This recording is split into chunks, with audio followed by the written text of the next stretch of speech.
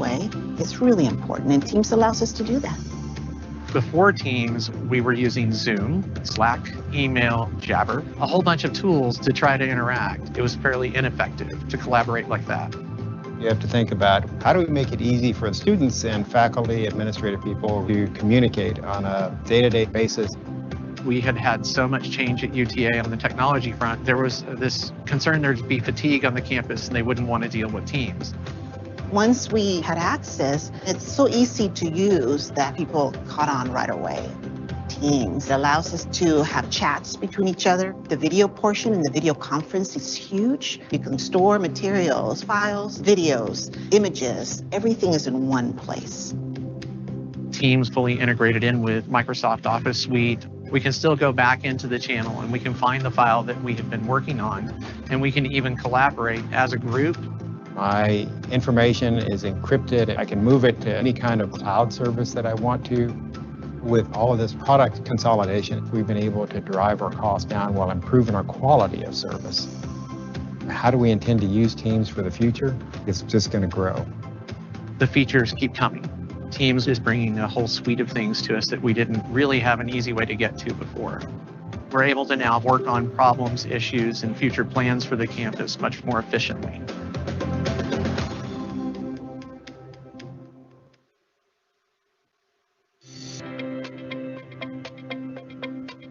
We have a huge population of students, not only in our region, but we also serve the students that are online.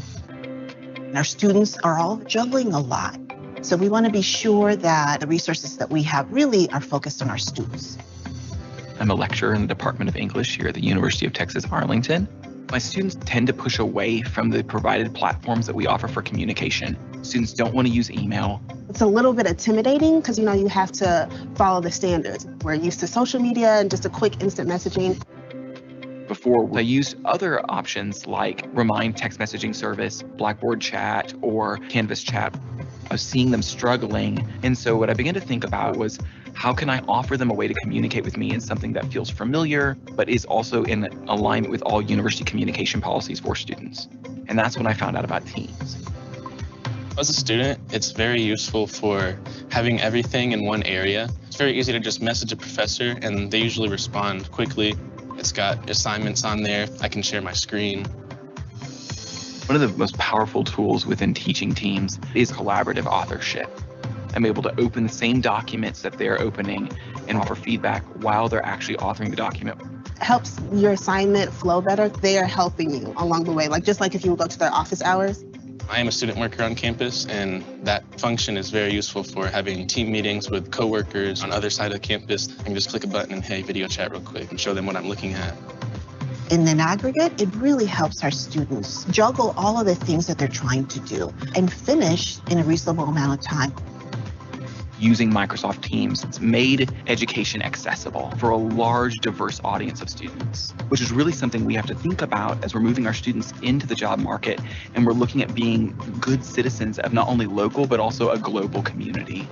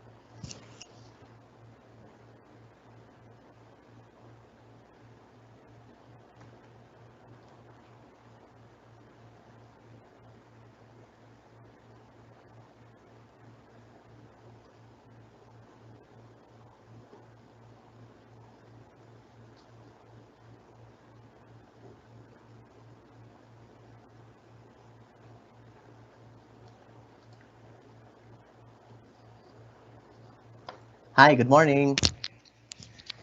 Yeah, so I'm seeing right now 1,116 attendees. Wow.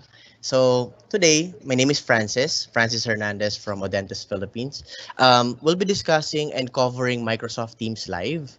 And at the same time, we'll walk you through on our on how to mount Microsoft Teams Live on your specific schools. At the same time, I'd like to call out the attention of again. I would like to thank you as well the participants who attended our morning brief session earlier around 8 a.m.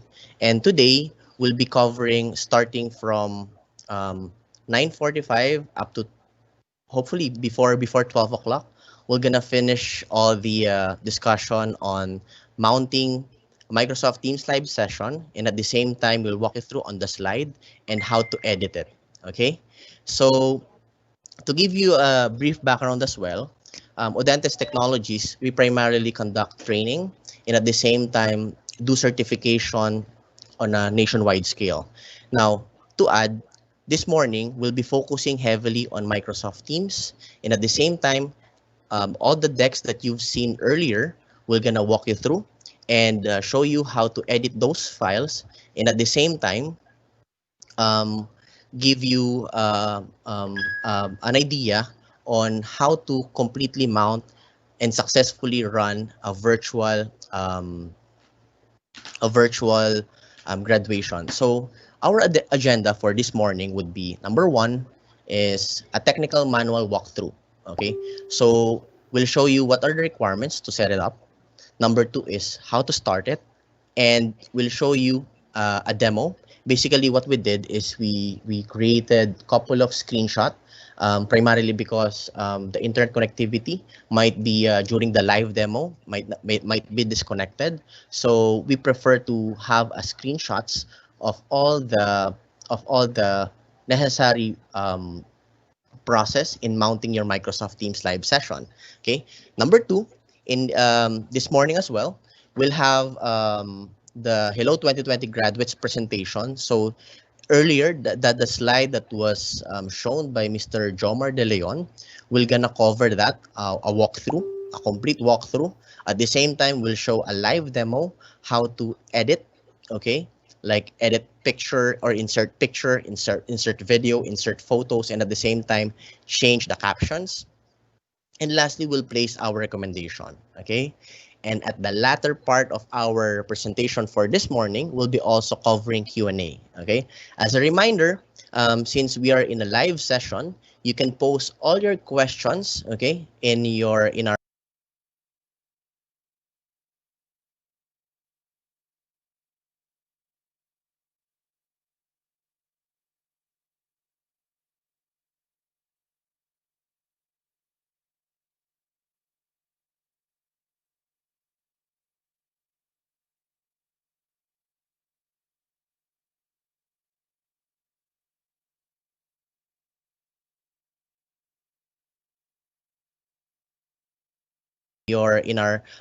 Q&A box.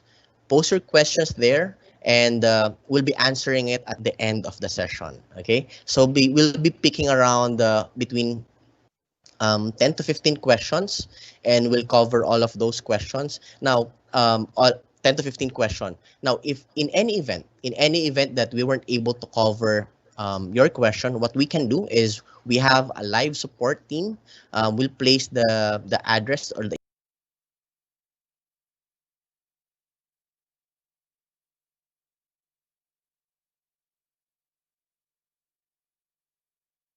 email address later in our chat box, and we will reply via email or via chat via Microsoft Teams. Okay, so you can still connect with us, and at the same time, we'll walk you through on the process in mounting this virtual graduation successfully. Okay, so without further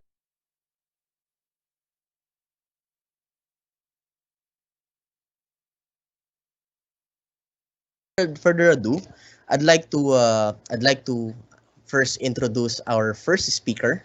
Okay, so we have Ike. Okay, um, basically Mr. Ike Bautista. is a certified Microsoft 365. He's also a certified Microsoft 365 teamwork. And at the same time, he's been connected in the IT industry for the past 7 years. Okay, so when it comes to Microsoft Teams, doing a live session or the technicalities of it, he's our go-to guy. So I'll be without further ado, I'd like to introduce to you Mr. Ike Bautista.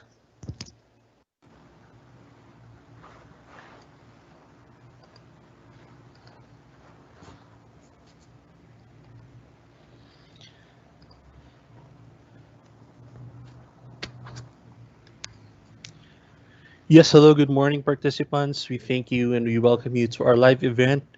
Again, my name is Ike Bautista, and I'm here to walk you through getting started with Teams live events. Okay, so if you are an IT coordinator for the online graduation, this session is specifically for you. All right, also for the presenters. So let's get started. Okay, so we thank you for joining. Uh, and we hope you enjoy the session moving forward. All right. So to start,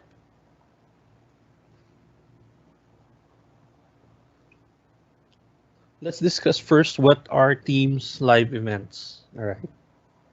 So with Teams live events, the users in our organization can broadcast video and meeting content to large online audiences. All right. So Microsoft Teams live events are basically an extension of Teams meetings that enable you to schedule and produce events that stream to large online audiences. Okay, so they bring live video streaming to a new level, like what we're doing now, encouraging connection throughout the entire engagement lifecycle with the attendees before, during, and after live events. All right, so we can create a live event wherever you are. Okay, so with your audience, with your team, with your community, using Microsoft Teams. All right, so let's just go through the difference between a Teams meeting and a Teams live event. So a Teams meeting is what we've experienced earlier in the 8 a.m. session. All right, so a Teams meeting is real-time collaboration between group or peers. Okay, and it handles, so the meeting room handles up to 250 participants. Okay, the attendees, like yourselves, can share webcam videos, your screen or your window when you want. Okay, you can also create whiteboard and meeting notes. Okay, so you can invite people, individuals, or teams of people, or a group. All right, so participants see the current live meeting. All right, when you join in the meeting, you are brought to the live portion of the meeting. Whereas with the Teams live events, so these are designed for presentation style meetings, such as this, where most attendees are view only. Okay, the reason why we've also set up a live event is because there are more than 250 participants. If I'm not mistaken, it's more than 1,000 right now. Okay, so producers or presenters are the only ones who can open the webcam video, share screen, or share their windows. Okay, so again, up to 10,000 attendees can join the event. The attendees can only participate via text-based question and answer. All right, so you can open your question and answer boxes or chat-based Q&A, and we'll be able to receive them and answer them accordingly. Okay, so the attendees can play back the live event stream. So when you join this live event, you can actually play back from the beginning up until the live session while it's live. Okay, so when attendees join the live event, they usually start at the beginning of the live session.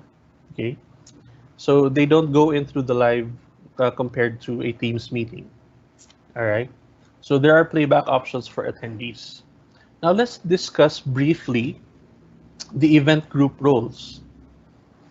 Okay, so the event group roles are the roles where you need to assign or need to understand as coordinators of the live event. Let me just zoom in the screen. Okay, so everyone can see it better. So the first one is an organizer. All right. So there can only be one organizer in a live event. So the organizer is the one who creates the live event or schedules the live event. Okay, so the organizer schedules a live event and ensures that the event is set up with the right permissions and settings. Okay, for the attendees, the event group who will manage the event. So organizer is one time. It's just creating the live event and setting the permissions. Okay, so when you join a meeting or when you join a live event, all right, you automatically become a producer. Okay, which is the next role. So a producer, you basically are the one handling the live event. Okay, so later on we'll be showing you what the experience is for a producer, what the experience is for the presenter, and what the experience is as an attendee. Okay, so as a producer, you can start and stop the live event. You can share your own video or other producers. You can also share the presenter's videos, or you can share their desktop or windows. Okay, you can also select layouts, okay, such as this. If you just want to see the PowerPoint or present the PowerPoint live, you can do so. Or if you want to also show the speaker on the side, like what we did with Sir Francis earlier, then we can do so as well. Now the next role is the presenter role.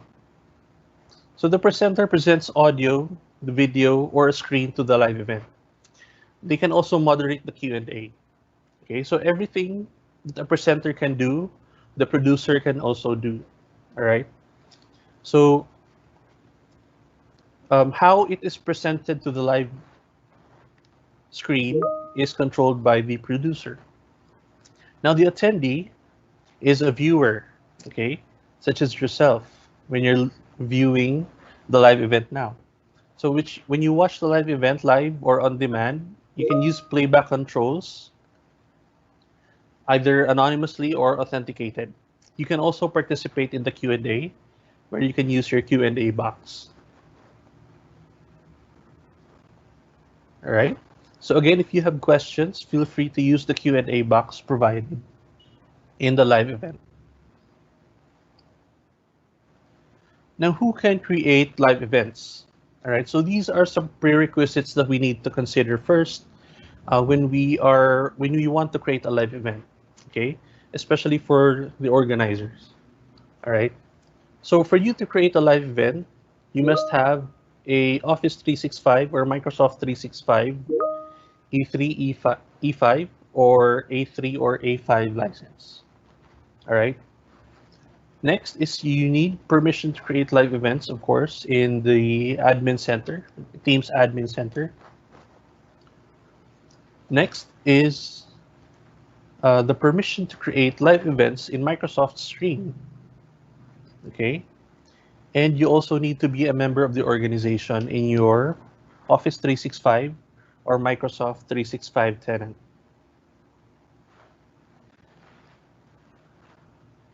Okay. Now, private meeting scheduling, screen sharing, IP video sharing turned on in the Teams meeting policy. Okay. So if you have your Teams meetings policy set by at default on your Teams admin center, then you should be good to go. All right. Now, who can attend live events? Now, there are two considerations to this.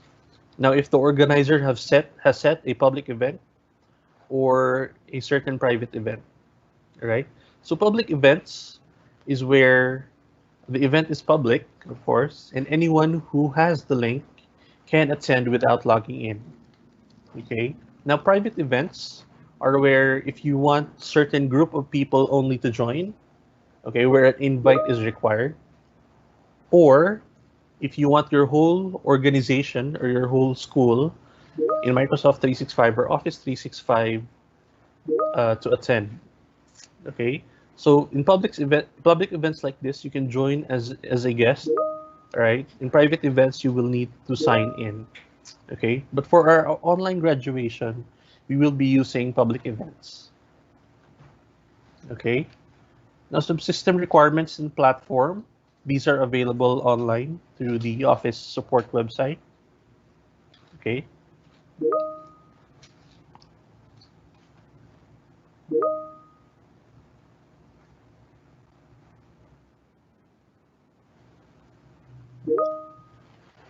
Now let's talk about the supported platforms by role.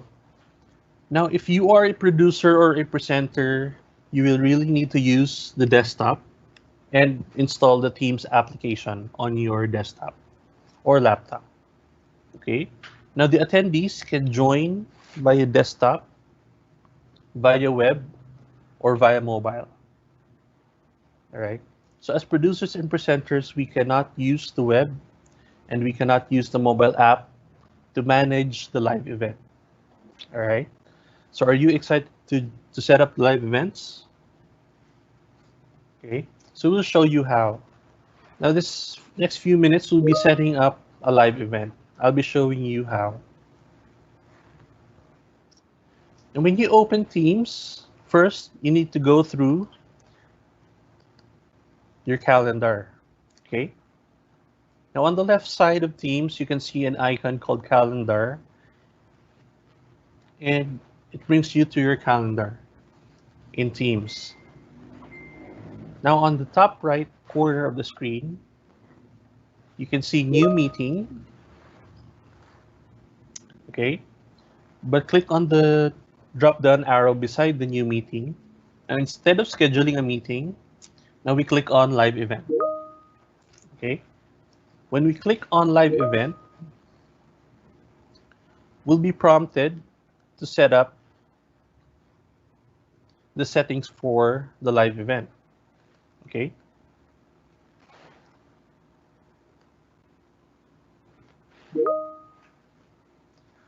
So for our online graduation ceremony, we just type in the title.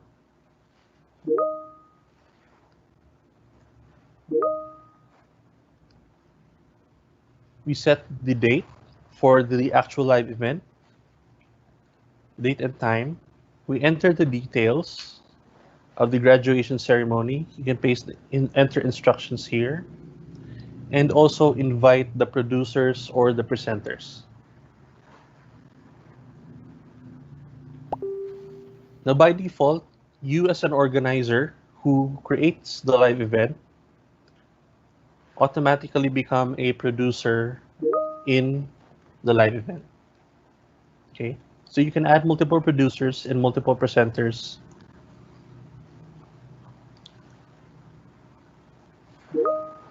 in our live event. Okay, so I got a message here that most of you are requesting Tagalog. Okay, so pasensya na po.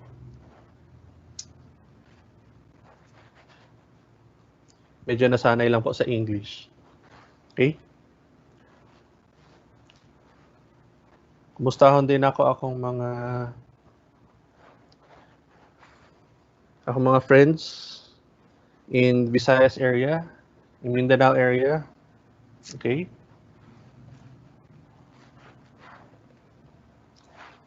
Okay, so let's do Tagalog moving forward. Apologies. All right. So, ganito pa mag-setup ng live event, ano? Alright? So, sa susunod, magkakaroon na po ng settings kung paano yung live event. Okay. Para po sa online graduation natin, kailangan po nakaset ito ng public. And when you scroll down, okay, andito naman po yung permissions. on paano na-produce yung live event.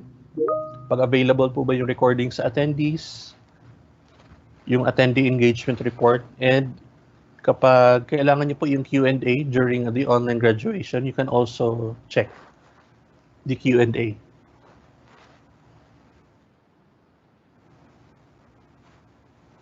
When you click on next, sa next page po, magkakaroon na po ng invite.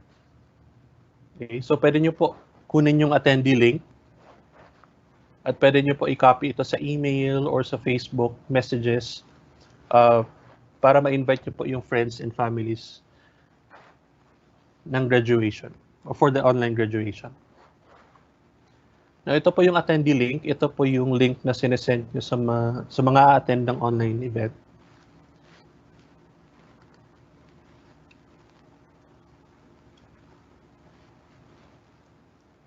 Also, yung join link dito or join button, ito po ay para sa producers or presenters ng event. Okay? Pag nakopy nyo na po yung attendee link, pwede nyo na po ito i-send to invite the attendees for the online graduation.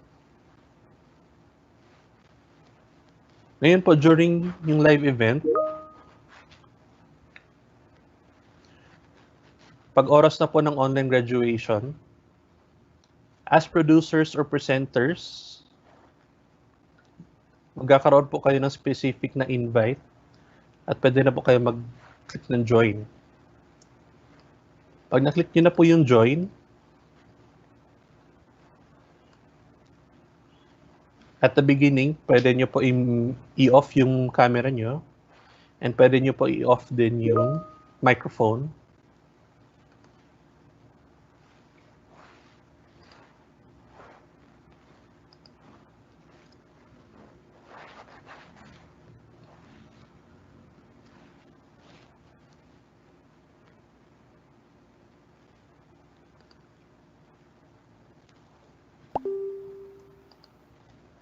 Now, first entry in the live event, ganito po yung makikita sa screen.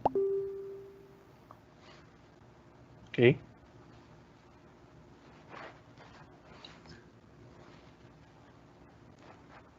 So, sa left side po, makikita po dito yung queue. Okay? Hindi pa po ito yung live screen. Ito pa lang po yung tinatawag na preview. Okay? Ngayon sa right side naman po, dito yung live screen. Ganito po yung view ng isang producer. Okay? So,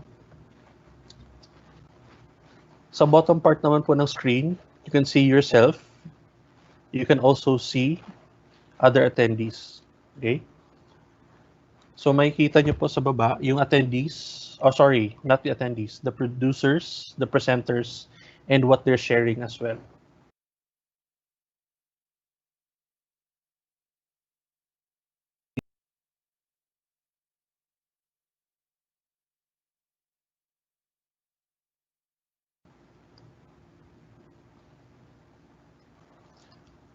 Pag na-click nyo na po yung share sa bottom, you will be prompted na i-share kung aling part po yung gusto nyong i-share. Yung screen or different window ng applications.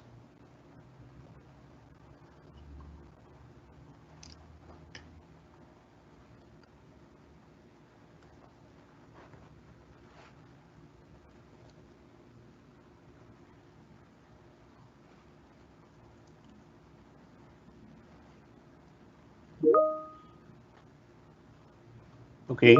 So kapag mag-share, pwede po multiple screen tayo. Okay, so better po na magkaroon ng maraming screen or multiple display para ma-share po natin accordingly kung anong screen yung gusto natin i-share. Or kapag may gusto po natin i-share na window or application, pwede rin tayo mamili ng specific na window or application. Pag na-click na po natin yung share, makikita po natin na magkaroon ng red window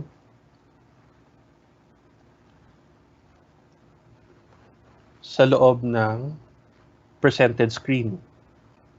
Okay? Now, kapag kailangan po natin mag-play ng sounds, make sure po na naka-check po yung system audio.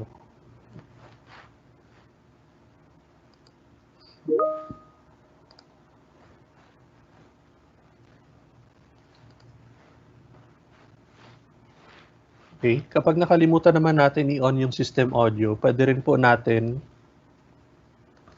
i-enable ito sa top part ng screen.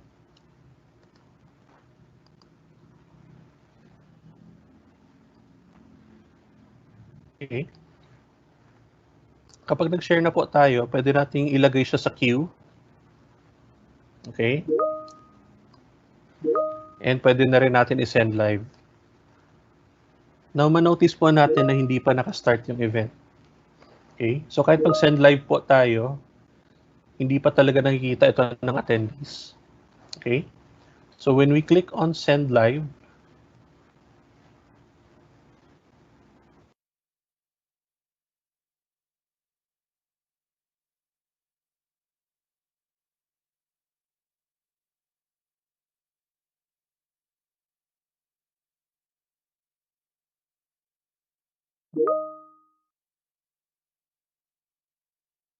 okay? Now again, kapag na-start na po natin yung event, dire-diretso na po yun. And hindi na po siya pwedeng i-stop tapos start ulit. Okay? So we need to make sure that you only press start or click start when it is time for the live event. Okay? Now, when you click on start, you will be prompted. Okay? Are you sure to start the live event now? Okay? Again, meron pa warning. Once you start, you cannot stop and restart. Okay? Yung event can last up to 16 hours from the start time. And attendees will get a 10 to 20 second delay. Okay? So when you click on continue, ayan, manonotice po natin or mapapansin po natin na naka-red na po yung right screen. Ibig sabihin live na po yung naka-share natin na screen doon. Okay? Now, pag gusto natin mag-queue ng ibang presenter or ibang view, okay? Pwede natin i-select yung specific view na yun para magkaiba po yung queue. At kapag ready na yung isang presenter, pwede natin i-send live. Okay? So ganito po yung nagiging itsura normally ng isang live event sa isang producer. Okay? So sa bilang producer, kayo po ang mamimili kung ano yung ipe-present niyo po sa live screen. Okay? Now again, ito po ay isang live event. So dire-diretso po yung flow dapat ng presentation.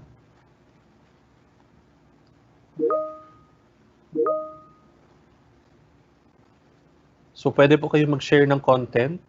Pwede po kayo mag-share ng webcam. Okay? And if you're a speaker, okay, make sure that you only unmute or make sure lang po na hindi naka-mute yung mic nyo during your speaking time. And kapag hindi nyo naman po speaking time, make sure na naka-mute po yung mic nyo. Okay? So, as a producer, bilang producer, pwede rin po tayo mag-mute ng ibang presenters or producers na pwedeng nakalimutan na naka-on pala yung microphone nila during sa live event. Okay? So kapag may questions po tayo bilang producer, okay, you can ask on the Q&A box. Okay? Kapag na-feel nyo naman po na masyadong mabilis yung presentation, pwede nyo po i-rewind ng konti yung video playback na ito during the live event. Okay. So as a presenter, medyo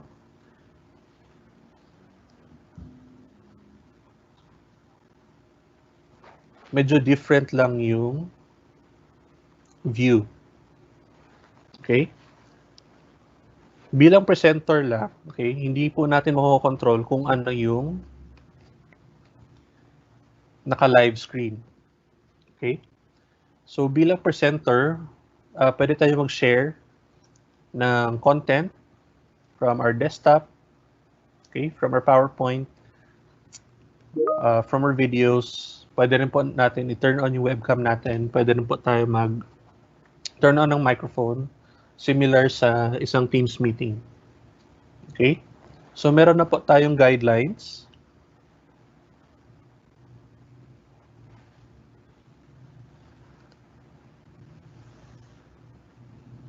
Okay? So yung presenter screen, nakikita po sa graphics sa right. Okay? So kapag naka-share na po yung content, okay, you can then start presenting. Okay?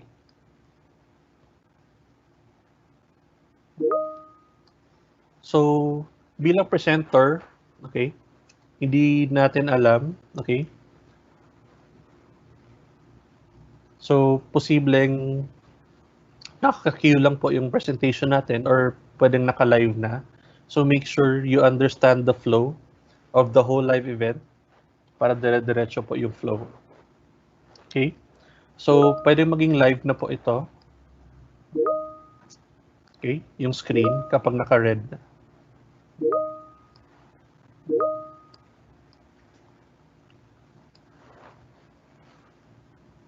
Okay? So, pagkatapos po mag-present ang presenter, yung presenter pwede na pong mag-proceed sa content, for example, PowerPoint or mag-play ng video. And pwede na rin po magsalita. Okay? So, once tapos na po, yung producer, naka-prepare na rin po yung other presenter na i-share yung content ng iba. Okay? So, after ng time nyo po is pwede na po kayo mag-stop ng sharing, okay, ng display. And you can drop from the live event as a presenter. Okay? But if you still need to speak later during the live event, then we suggest that you stay in the live event and be ready when your turn is up. Okay. So bilang attendee naman po, okay, so marireceive na natin yung link from the organizers, okay, or from the school. Okay.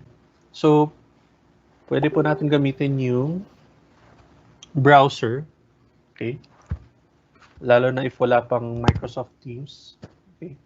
So, yung assumption po natin dito is wala silang Microsoft Teams na application. Okay? Especially yung mga parents, okay, or guardians ng graduates, okay, or the relatives. Ngayon, pwede po sila mag-open ng browser, okay? Na kapag tatanungin ng browser, okay, na i-prop na i-open yung Microsoft Teams, okay, pwede nyo po i-cancel na lang ito. And sa baba po, may option na watch on the web instead. Okay.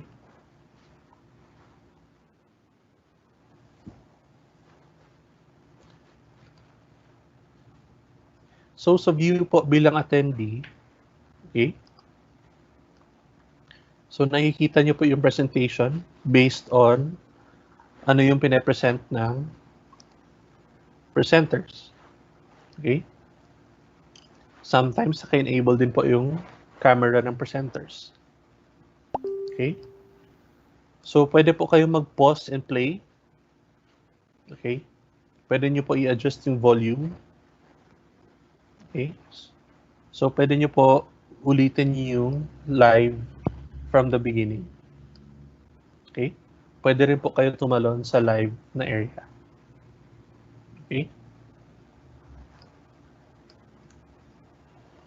So, pwede nyo po i-adjust yung play speed and yung video quality if possible.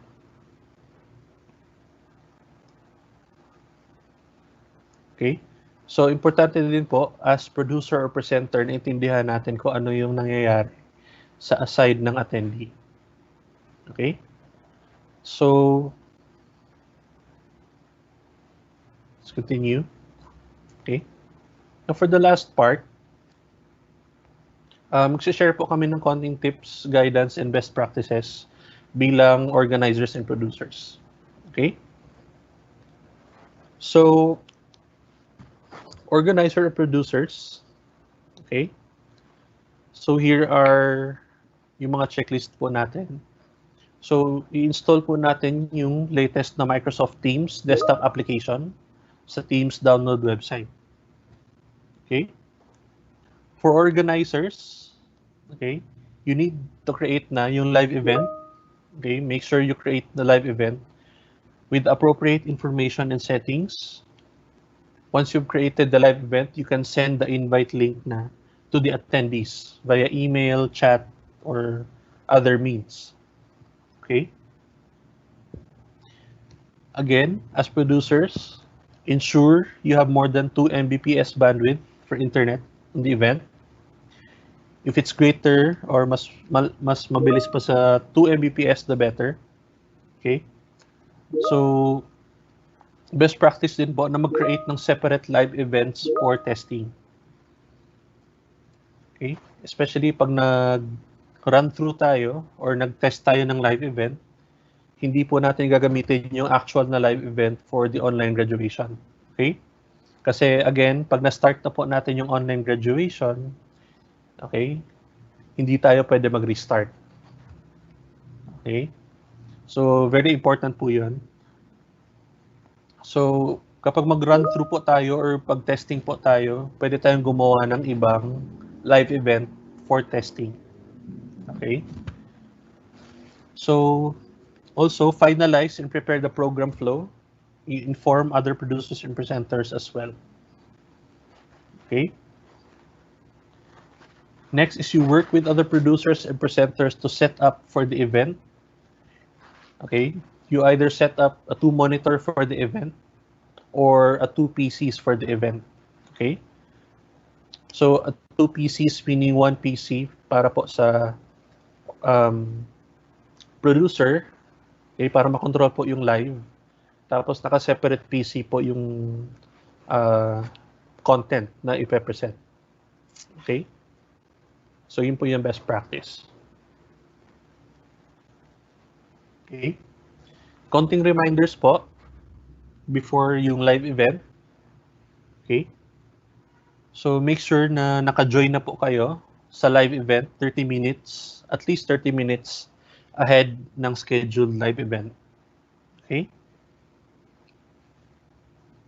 So, make sure naka-ready na po yung mga producers and presenters during the live event. Make sure naka-join na po kayo sa room. Okay, at least 30 minutes ahead of time. Again and again, you test internet connection stability. Okay. Make sure na stable po yung internet connection natin as much as possible, especially for the producers that are controlling the live event. Okay, it's very important. Or for those who want to play videos or who will be sharing their webcam. Also, test the microphone if it's working, the headset or the speakers. Okay, make sure all of those are working. Okay. Also, prepare your contents and flow. Of course, the presentation, the videos, okay, and yung flow po ng program during a live event. Okay. Kasi once again, very important po yung flow and coordination. with the other producers and presenters. Okay? And also very important, pipindutin lang po yung live event or go live kapag oras na po talaga na mag-start ng live event. Okay? Again, also, huwag niyo po i-click yung end live button until the very end of the event. So, balikan po natin ng screen sa isang producer. Okay? Okay, so bawal i-press yung end hanggang hindi pa natatapos yung live event. Okay? So very important po yun.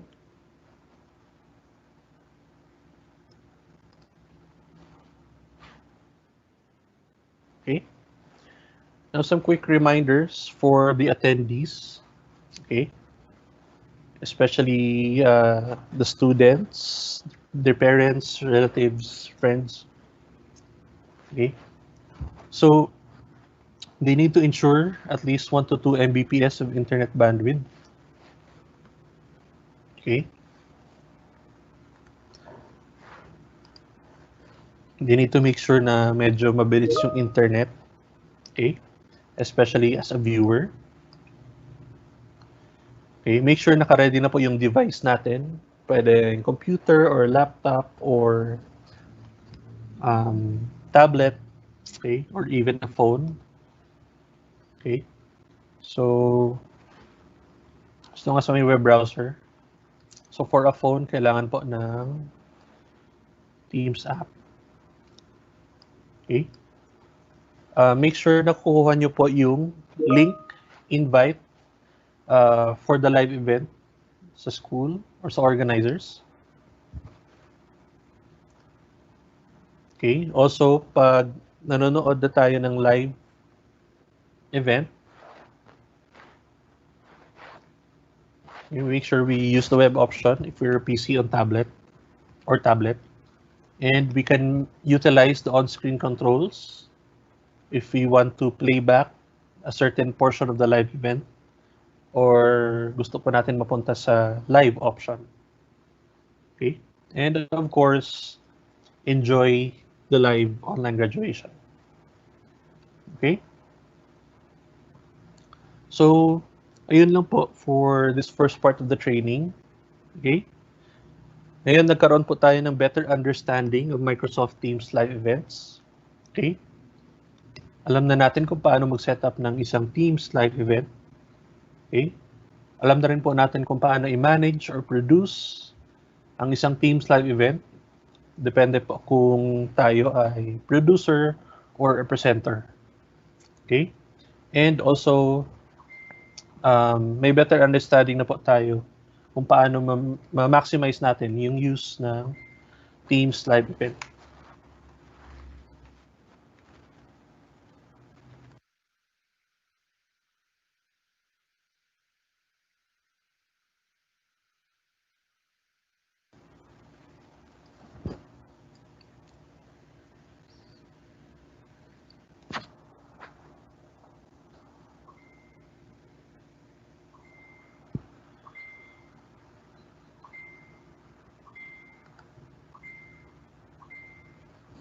Sir Francis, I think you're on mute po. Hi, hello. Yeah. Thank you, Sir Ike. Thank you for sharing that wonderful information on how to mount your Microsoft Teams live session. Now, the good thing about it, I'm reading a lot of questions about will you get the slide? Will you get the presentation? Yes, we will share po all the presentation that we will give to you this morning. So, including the PowerPoint presentation, and at the same time, we'll be also providing the playbook in a PDF format. So, we'll share the link. Then, once we've shared all those links na po, if I'm not mistaken, we're gonna give the link to our USD, that USD. Then, from the USD, I think, if I'm not mistaken, it will be cascaded down to all the regions and up to the division level, to the school level po. So that link contains all the PowerPoint presentation, all the PDF file, and at the same time, all the images that you will use to mount your virtual graduation. So our role here is basically to help you. Then later this afternoon, i-up po namin ang technical support team po namin to basically assist all those concerns. Like for example, if you have further questions, we'll share a link in which that is our tech support team, so you can you can connect live to our technical support, whether via call of Microsoft Teams, or you can also have a chat with them if you have technical concerns. Okay. Now I'll be sharing a little bit of earlier. Mr. Ike showed a complete rundown of Microsoft Teams Live, how to do it, how to mount it, and at the same time, and what are the categories. Kanina nabanggit niya, you have the producer, at the same time, you have the presenter, and you have the audience, okay? So, I'll be showing a file. So, this file will be shared to you, okay, later in a link we'll be providing you. So, this file is somehow same with the file of Mr. Ike.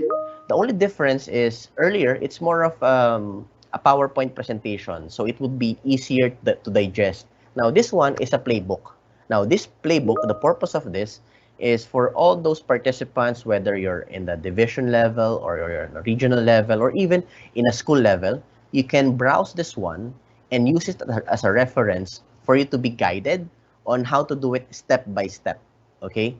Earlier, the purpose of that is for you to have a better understanding about Microsoft Teams. Now, in terms of process, in terms of step-by-step procedure, you can follow this playbook and for you to be guided on how to correctly mount your virtual graduation in the next coming weeks. Okay.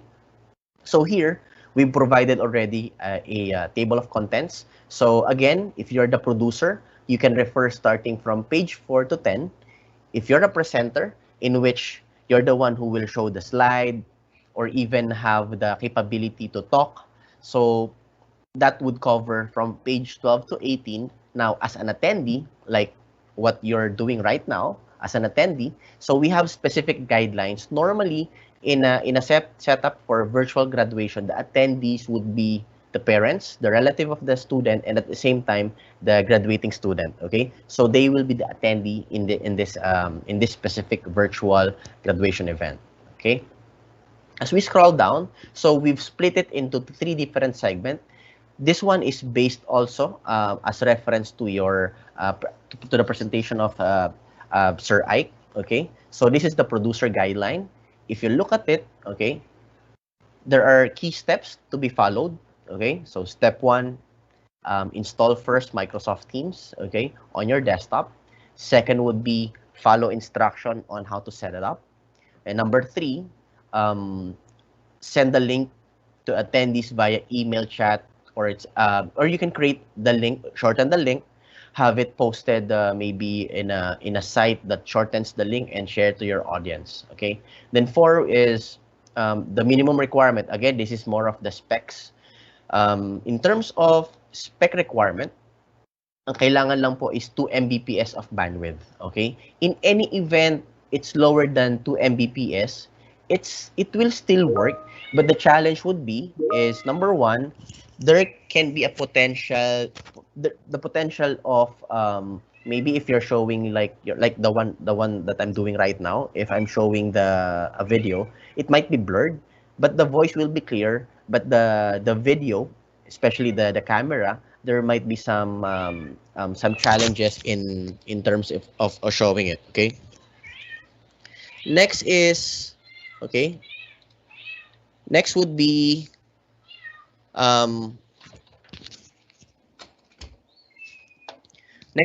is finalize and prepare the program flow and inform presenter to distribute to attendees. So what could happen is in building this or in mounting the Microsoft Teams Live is first you need you need to also have a full coordination coming from the regional office or to the division office who would set up the tenant. I mean the Teams Live. So in your case, if I'm not mistaken, it can be set up.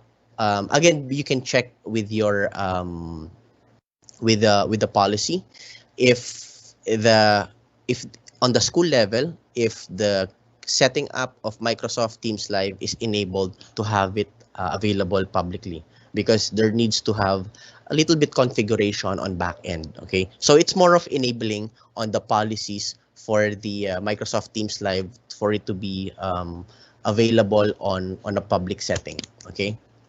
Then step 6, work with the presenter to set up for the event as detailed on how to set up for 2 computers for the event.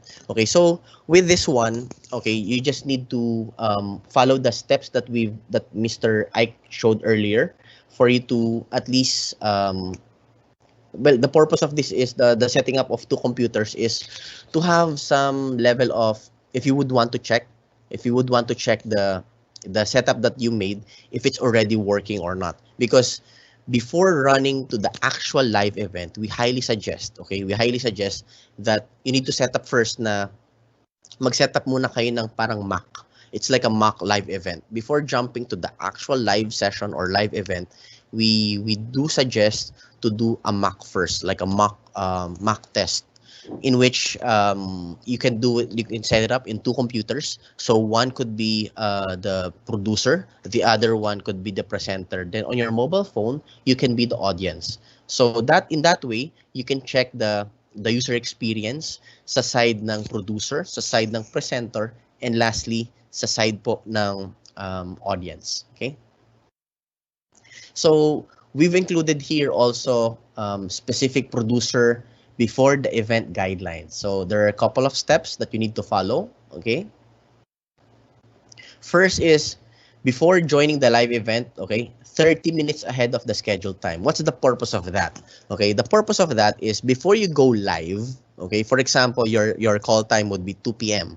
We highly suggest be there at 1:30. Okay, why? As presenter and as producer. Ang purpose po noon, so the producer at the same time the presenter can validate and check their microphone, can check their PowerPoint slide, and check their audio if it's working correctly. And at the same time, your bandwidth connectivity. Because again, the purpose of that 30-minute ahead of time period is for you to do the all the troubleshooting and check whether everything is perfectly working accordingly. Because the challenge would be if you go live without checking those things and you jump into the live session immediately, there might be some issues that you might encounter, and it's hard for you to ayusin po yung setup ng Microsoft Teams if it's already working live. So mas mahirap mag-troubleshoot, especially if your mic is not working or maybe your camera is not working, or lastly, the internet connectivity is having some like intermittent connection. Mahirapan po tayo dyan. So we highly suggest 30 minutes. Some would be for what I know, some people would go even to an extent of having it available even 1 hour ahead of time, especially if you have a big crowd of participants. I mean, big crowd of presenters. So again, depending on the number of presenters, if you have a numerous number of presenters, maybe 30 minutes to 1 hour is a good allocation time. Okay.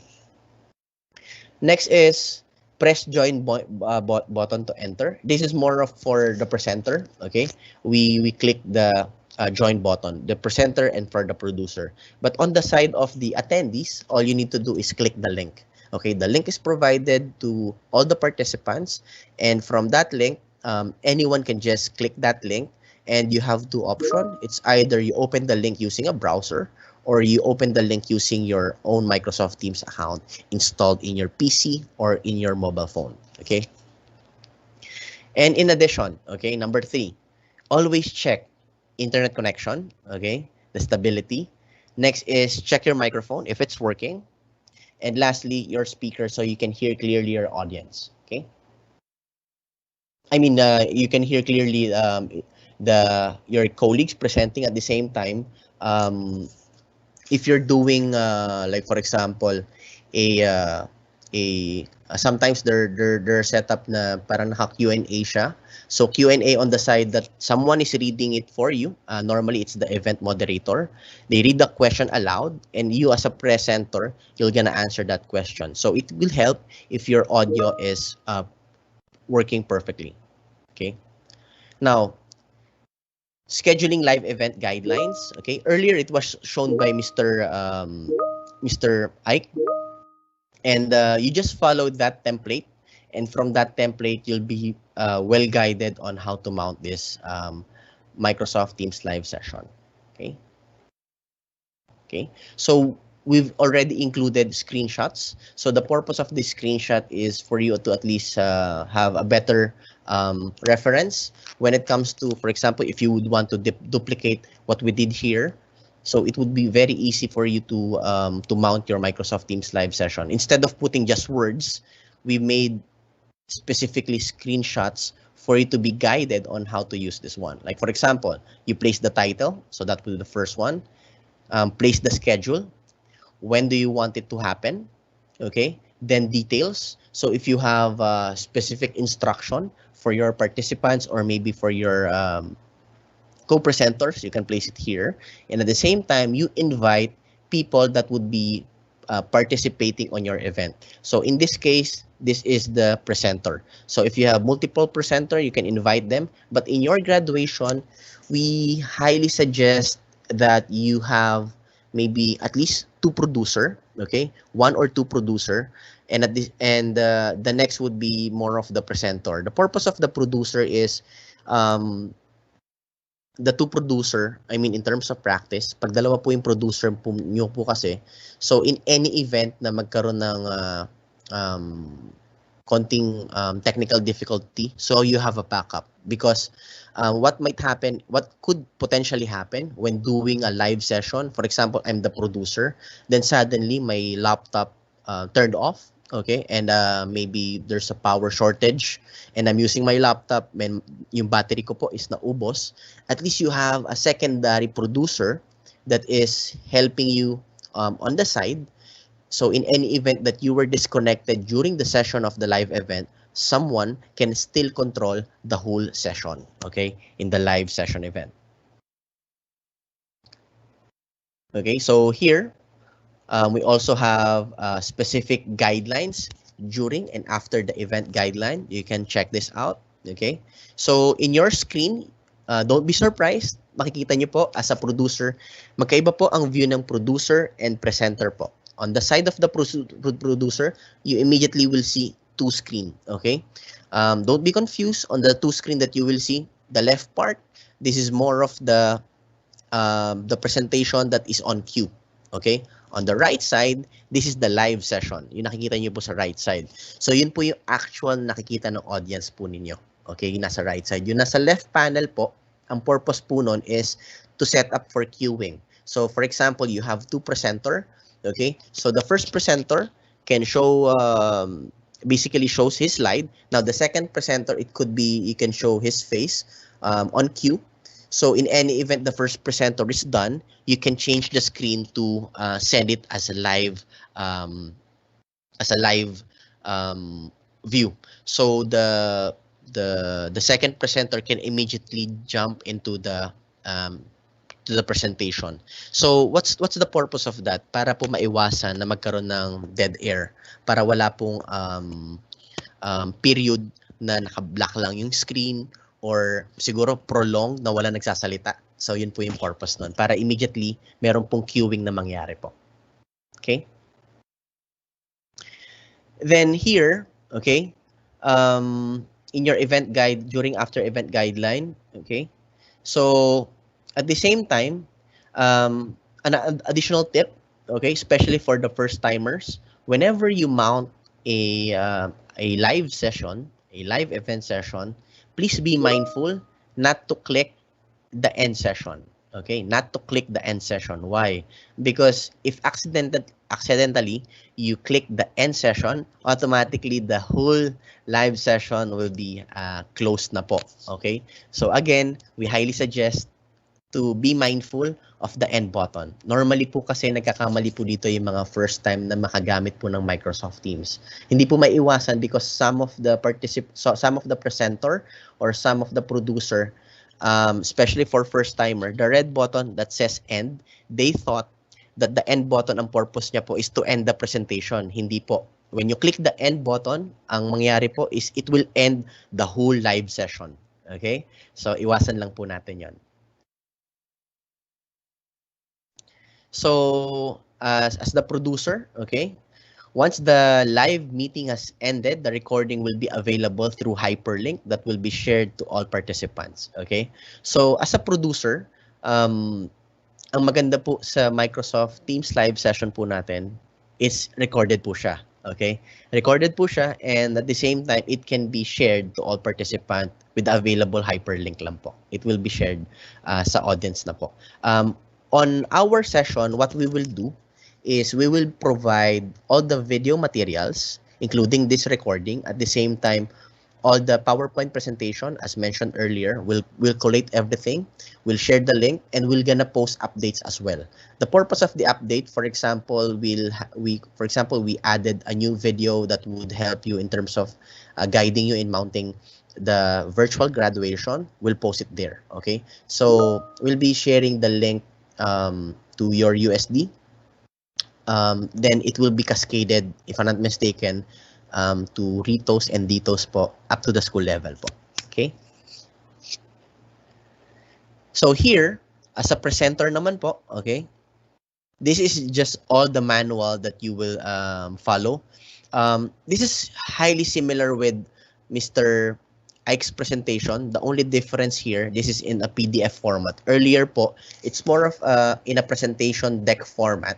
So it would be easier for participants to get the full summary. Kasi ito pong ano po natin playbook. Medyo po ano po siya kompleto po siya. Word by word po, kompleto. So yung presentation po natin kanina, if you're gonna compare it, tinrim down po namin yung etong mismong playbook. We trim it down in a presentation format, so it would be easier to digest, especially po if this virtual graduation will be cascaded to the school level po. So mas maganda po meron tayong reference where yung kompleto, that is the playbook. Ito po nakikita nyo ngayon. Then the other one, yung medyo mas shorter version, yun po yung PowerPoint presentation that was shown by Mr. Ike earlier. Okay, so we have presenter guidelines as well during and after the event guideline. So it's stipulated here. Okay, again, same setup. Okay, 30 minutes prior to the live event, click the join button for presenter and the producer, and test your internet connectivity, microphone, and speaker. Okay, at the same time, if you're doing it on a laptop, please be mindful and check your battery level po. Okay, just to ensure lang po na tuloy-tuloy.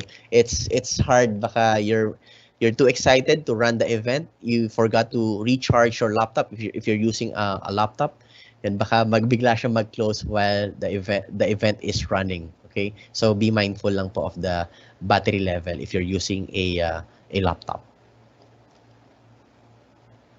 Presenter screen function, okay, the difference with your producer and presenter, medyo limited po ang view and capability ng presenter in comparison to your producer. So sa producer, it's like the back end. The presenter, it's more of, ito yung medyo limited yung view kasi yung view niya is just the presenting and sharing of screen. Unlike the producer level, meron siyang capability to click whoever he wants to be active and send to the live event. May ganun pong capability yung producer po. But on the presenter side, wala po. So, ang nagko-control po overall is the producer. Okay? Then the presenter, ang purpose niya po is more of if you have a slide to share or kung kayo po ang isang speaker sa live session natin po. Okay? So how to enter as a presenter? Normally, the owner creates the invitation, so they place the organizer. Okay, so the organizer is also the producer. He or she is the one responsible in adding all the potential presenter um, in the live session po. So siya po yung may capability. Okay? Then as a presenter, all you need to do is click the join button. Once you click the join button, it automatically brings you to the live room session. Now from the live room session, you can now show your presentation. But again, the producer can give you the cue whether you're the ones presenting or pwede niya kayong bigyan ng abiso po kung you need to be ready in the next 10 minutes or be ready in the next 5 minutes. Normally po, si producer po nagsasabi nun. Okay? So click lang, click join for you to be to enter the live session as a presenter. Okay? Then here, okay, if you have an audio, okay, if you have an audio in your presentation, if you click your screen on the topmost corner, you will see here a small box. Okay, a small box. You need to click that. Okay, normally it's disabled by default. Okay, you need to click that for you to share your audio if you'll be presenting and sharing videos with audio po. Okay, so same. It will generate a hyperlink. Okay. Now, as an attendee, okay, medyo mas iba po ang attendee, okay? Ang attendee po kasi medyo mas limited yung capability lalo ng attendee in comparison to presenter. Why? As an attendee, kagaya po ng situation po nyo po ngayon, what you can do as an attendee is you can post questions, okay, and watch the video. That's it. No interaction. There's no available mic for you to talk. At the same time, there's no video or camera available for you to show your face or to have a face-to-face interaction with the presenter. Hindi po available po on the attendee side. Because the purpose of the attendee, primarily po, sila po yung audience po natin. So in this case, for the virtual graduation, what could happen, the attendee could be the parents, okay, relative of the graduate, and yung pong gagraduate po natin, yung mga estudyante po. Sila po yung potential maging attendee sa gagawin nyo pong live session po. Okay? As an attendee, it's not required naman po. What we could share as an attendee, it's not a requirement for them to view it on laptop. Your mobile phone is enough, or if you have a tablet, it's also okay to view as an attendee. So, hindi naman po siya nagre-require on using a laptop po. Normally po kasi ang nagre-require ng laptop or desktop setup is if you're the presenter. Primarily po because as a presenter or as a producer, medyo marami ka po kasing, in terms of features, mas kompleto po kasi siya. In comparison, if you're gonna use your mobile phone in presenting, medyo masyado pong limited kasi yung view and control. And at the same time, we don't suggest the use of browser if you're the presenter or if you're the producer. Okay? If I'm not mistaken, the capability is not available on a browser-based. Okay? Masyado kasing limited ang capability po ni browser. But if you are an attendee, if you use browser, if you use your mobile phone, or if you use your tablet, okay lang po siya. Wala pong problema po doon. Okay? So we have the guidelines here. Okay? So we've included screenshots. Okay? Then two option, okay? It's either if your audience, normally naman po ang audience po natin, they don't have an Office 365 account.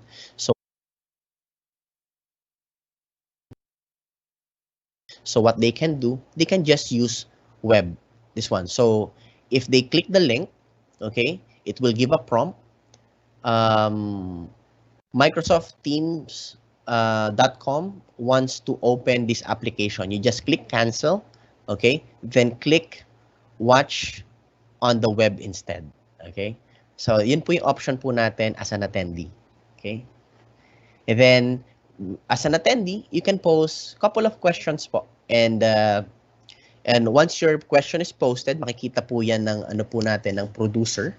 Then, as a producer, si producer po yung pwedeng mag-designate if there's a Q&A portion or like this kind of session po natin. I know you have couple of questions already. Nababasa po namin yun po sa Q&A box po namin. So, from our Q&A box, we can reply one by one, or later this session, we're gonna read aloud all those probably around 15 questions, 15 relevant questions. Okay, we're gonna read them loud. At the same time, we're gonna answer it. Okay, now for all those questions na hindi po namin matawag or hindi po namin masagot, what we can do is we're gonna reply to it one by one po. And at the end of the session, since open naman po yung link namin for our tech support, you can post all your questions to our tech support, especially if it's pertaining to the technicalities on how to set up your Microsoft Teams live session. Okay? So, for any further questions, especially pertaining to Office 365, earlier I've seen a lot of questions pertaining to Office 365. Like, for example, how to request access for your Office 365, how to enable your Microsoft Teams, doing public for Microsoft Teams Live. Okay, as your trainer po, we may suggest that you please contact your division ITOs po to ask on your accounts, your Office 365 account, especially po dun sa mga IT coordinator in your respective school. Please connect po with your division ITO, and please ask them lang po about, for example, if it's your Office 365 account, sila po kasi yung may makakasagot po noon tungkol sa Office 365 questions. Ang allowed po na i-cover namin any question po regarding Microsoft Teams Live. Okay, outside Microsoft Teams Live, specifically like change password, retrieval of your account, or getting your Office 365 account, please coordinate po with your division ITO. Okay, so we'll be jumping to our next topic, and I'm excited to call our next presenter. Okay, our next presenter would be Miss Mardi Quaresma. She's also an educator. Okay, now she's part of a dentist and one of our trainer as well. Okay, so she'll be covering the virtual graduation presentation. This presentation was already shown earlier by Mr. Jomar De Leon. So this session we're gonna discuss it one by one in detail. At the same time, after Miss Mardi, as mentioned, it's split into three different sessions. So number one, it will be discussed by Mardi, yung full deck of your virtual graduation. Second is how to edit it. It will be covered by Miss Zarina. And yung last, yung mga recommendation po namin as your technical support for your Microsoft Teams live session, it will be covered by Teacher Micaela po. Okay? So without further ado, I'll be transferring to Miss Mardi Quaresma po. Yan. Hello po. Magandang umaga po sa inyong lahat. So for my part po, virtual graduation presentation. So ito po ang yung title slide. Hello 2020 graduates, a virtual graduation. So dito po, papalitan nyo po kung anong division kayo, kung ano pong date yung inyong graduation. At saka po, pwede po kayo maglagay ng school logo sa gilid. O pwede nyo po ito ipakita habang hindi pa po kayo nagsisimula sa inyong graduation ceremony.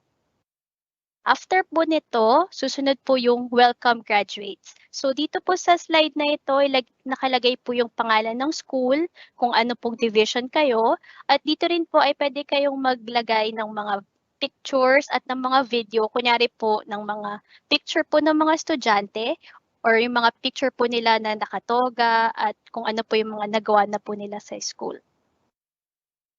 Pag hindi po kaya ng video, pwede rin naman po yung mga pictures lang. So, katapos po nito ay ang processional, ay ang pagpasok po ng mga estudyante. So, dito po, pwede nyo pong ilagay ang picture ng school, yung sa harapan po, yung gym, yung venue po kung saan gaganapin ang graduation, kahit na po ito ay virtual lang. At habang po nandito ay may voice over po ang MC na i-introduce tungkol po sa inyong virtual graduation ceremony for this year, school year 2019 to 2020. So pagkatapos po ng processional, kung meron po kayong video, pwede rin po. Kung wala naman pictures, ay okay lang din po. Dito po ay ang entrance of color. So kung may mga dati na po kayong nai-record na picture or may mga video na po kayo sa pagpasok po ng ating watawat or ang inyong school flag, ay pwede nyo po ditong ilagay. So pwede rin pong picture lang or pwede rin pong video. After po nito ay ang inyong national anthem. Ipapakita ko lang po ang video na ibinigay po. Ito po ay ibinigay ng DepEd. Kung nais nyo pong palitan or baguhin, ay mariin lang pong makipag-ugnayan sa inyong regional contact person. So, itong pong video ay nasa mga 1 minute.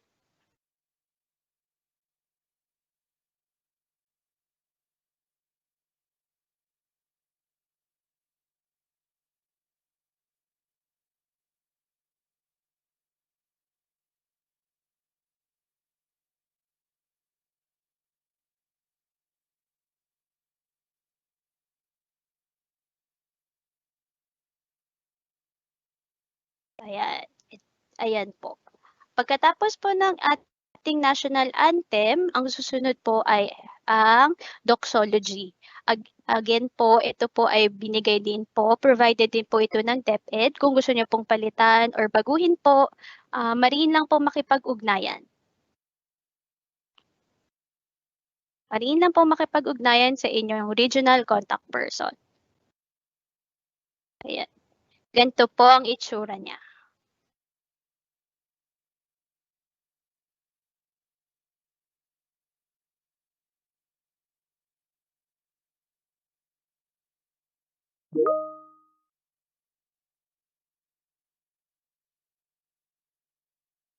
So ito po ay mga nasa 4 minutes at mga 30 seconds po. Ang sunod po after po ng doxology ay ang panunumpa sa watawat. Ito po ay dapat po naka-reflect po sa ating screen at kung gusto nyo po ay pwede rin pong may voice over ng isa sa po sa mga graduates nyo. Pagkatapos po ng panunumpa sa watawat ay ang ating regional hymn. So pwede nyo pong ilagay ang sarili nyo pong regional hymn sa loob ng box po na ito. Pagkatapos po ng regional hymn ay ang opening remarks po. So dito po ilagay niyo po ang litrato ng estudyante, kung ano pong section niya, kung may mga honors po at kung anong eskwelahan galing. At pagkatapos po ng introductory slide na ito, ang sunod po ay ang mismong opening remarks. Dito po ay pwede pong pre-recorded dahil po pag hindi po maganda ang ating internet connection, mas makakatulong po ito para sa inyong online graduation.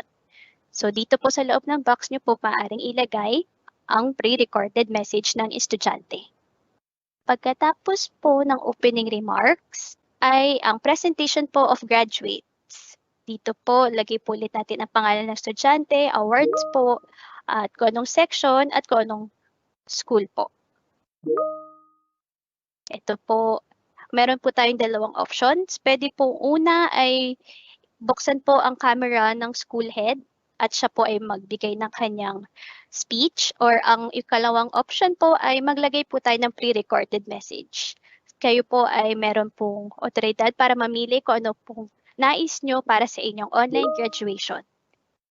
Pagkatapos po ng presentation of graduates ay ang ating acceptance and confirmation. Again po, ito po ay isang introductory slide lamang kung saan maaari niyo pong ilagay ang litrato ng estudyante, kung ano pong award, kung ano pong section, at kung saang eskwelahan po siya. At sa susunod po na slide ay ang mismong pre-recorded video ng naturang estudyante. Pagkatapos po ng acceptance and confirmation, dito na po ang distribution of diplomas and awards ng ating batch 2020 at dito po rin po nakalagay kung saang eskwelahan sila.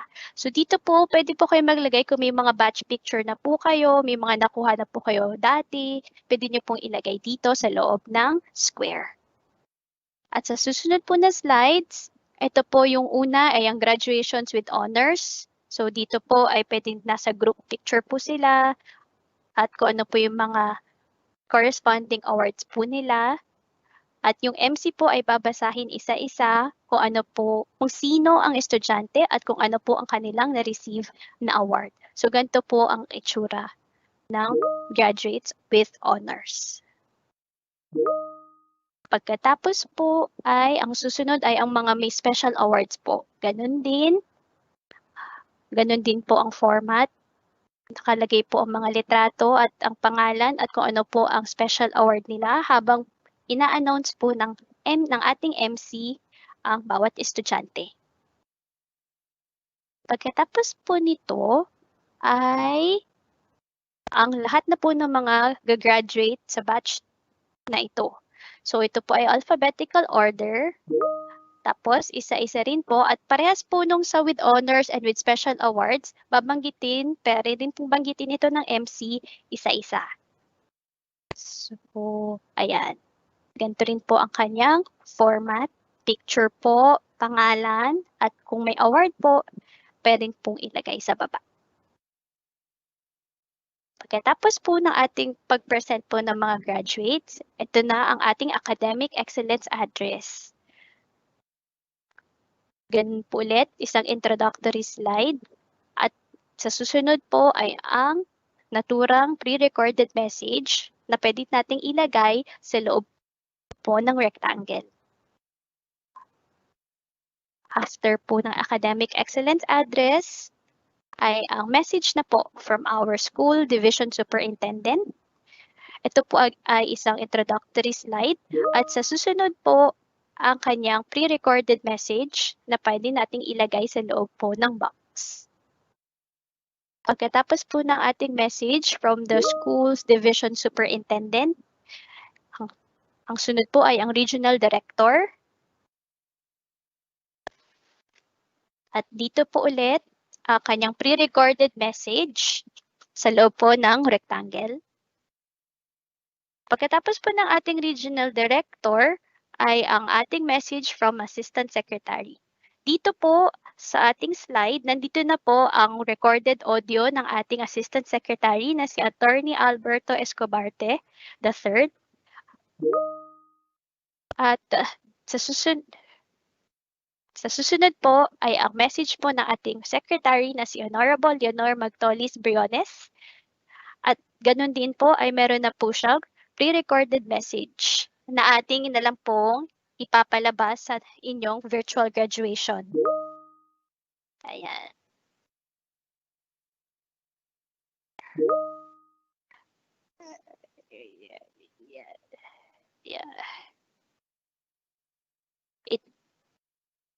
Ito po ay mga 12 minutes and 30 seconds po.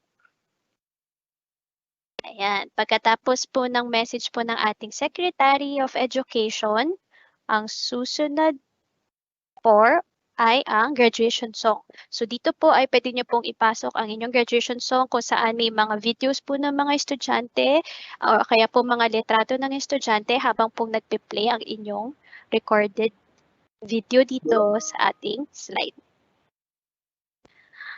Pagkatapos po nito ay ang ating mga announcements. Dahil po first time po ang ating virtual graduation, lalo na po dito sa ating bansa, na gagawin natin siyang countrywide, pwede po natin dito i-introduce or i-promote po ang ating mga hashtags.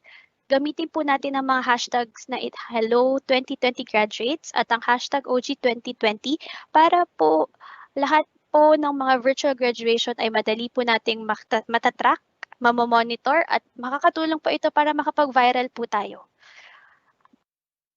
Tapos po, pwede rin po kayo magdagdag ng mga sarili niyo pong hashtag, pero sana po ay gamitin natin ang mga hashtag na hashtag Hello 2020 Graduates, o kaya po hashtag OG 2020. Tapos po, sa susunod ay meron din po tayong Facebook profile frame. Pwede niyo po itong i-promote din. So, pagpunta niyo po sa Facebook, punta niyo po kayo sa picture, tapos po, photo to edit, add frame po at isearch lang po natin ang DepEd Online Graduate 2020. At ganito po ang magiging itsura ng inyong mga profile pictures. Pagkatapos po ng mga announcements, nandito na po ang pagpapasalamat sa mga taong tumulong at nagbigay ng mga organizers para po maisaayos ang ating virtual graduation, ang mga support, ang mga tumulong sa part po ng ito ng ating slides. At sa last part po ay ang recessional, kung saan again po mga videos or pictures po ng mga estudyante or ng mga picture na inyo pong nakalap sa nakaraang taon. Kung ang internet nyo po ay hindi available sa bawat area, meron po kaming mga suggestion na ito po ay tinatawag na online graduation on the go. Pwede nyo po siyang i-record at i-upload po sa OneDrive or kung saan man po storage, kung saan pwede pong i-download ng inyong ICT coordinator at pwede pong ma-distribute sa mga estudyante at sa mga magulang. Yun po ang ating virtual graduation ceremony. Now po, may I call on Ms. Zarina Dalus, a Microsoft Office specialist, to give you some tips about PowerPoint.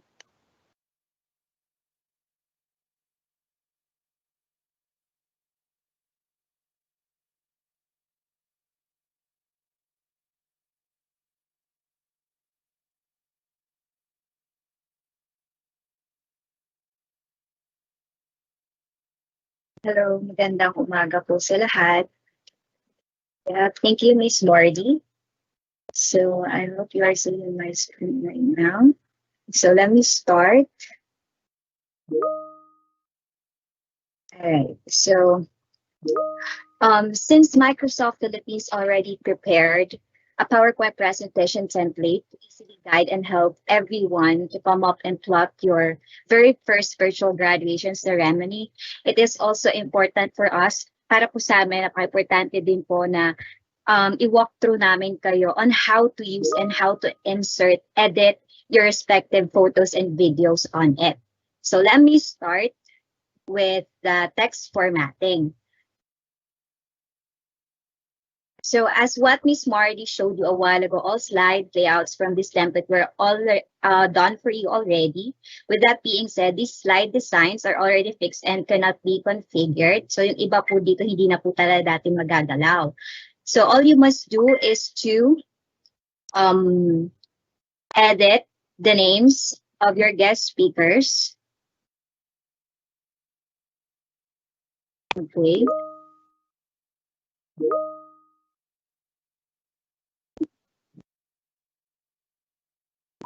All right, so there you go. You can change the name, the size of your font, even the color, you can change it. Then you may also add some effects.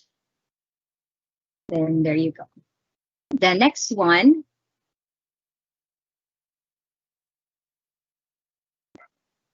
are the picture tools. So moving forward, most of the time, you will be inserting photos, videos, and even audio files to complete your virtual graduation ceremony presentation, correct? Now, let me walk you through on how to insert photos. There you go. So in inserting photos, just by following the guides given on each template, it will be easy for you to place certain photos or videos kung saan sila ilalagay po. And inserting photos, just simple lang po. Just go to Insert Command tab, then go to the pictures and simply locate and select your file. Now, as you will be collecting photos from your students, chances are possible po na marireceive po natin yung mga photos, yung quality po ng photos na galing sa mga estudyante natin na pwedeng medyo madilim po yung pictures nila and everything. So what is the good thing po using the PowerPoint alone? Somehow you may enhance and give your students photos a quick fix po just by playing with the available tools under the Format command tab, just like what we did here in our video demo. Now, same goes with the video files you will be inserting. For example, this one, you may also give them a quick touch up even without using another video editing app. For example, your student send you yung brightness ng video na hindi ganon kaganda. You can actually give them a quick touch up po using the video tools din po dito sa ating PowerPoint app. Pero if you prefer po, to use a professional level type of editing app, of course, that would make your final output even better. All right. So lastly, inserting audio files. If ever a guest speaker can do a video recording, just like this one po, an audio file and a photo can be our second option. We can insert the video file of our speaker and add their photo as the audio's picture. For example, dito po sa demo natin, just simply select the audio and change the picture tool under the Format tab, and then select and then insert the photo, just like what we did here in our demo. Then you may also resize it as well. Then there you have it. Naging maayos, mas maganda po siya tignan. And then for more support that you need for the to utilize the PowerPoint app para po mas maging maganda po yung ating output at the end of the day, you can go to this link po to help you utilize all the possible tools na pwede nyo pong gamitin. Alright po. And yeah, that's my quick walkthrough on how you can edit the templates given to you by Microsoft. And I wish that helped you a lot. If you have more questions, just send your questions to the chat box, and then we are excited to help you and answer your question. Now, moving forward, to continue our discussion, may I call on Ms. Micaela Ranyoco, a Microsoft Office Master, to share with you more recommendations on how to make your virtual graduation presentation even better. Good day, I am Ms. Mika from Adantis Technologies. We have shown you the program flow of our virtual graduation and the PowerPoint features you can use to modify the PowerPoint deck. Now here are our recommendations for the virtual graduation PowerPoint deck. Assign one host and 1 to 3 moderators to run the virtual graduation. The host's responsibilities are to introduce the key people in the program and create a script to direct the entire flow.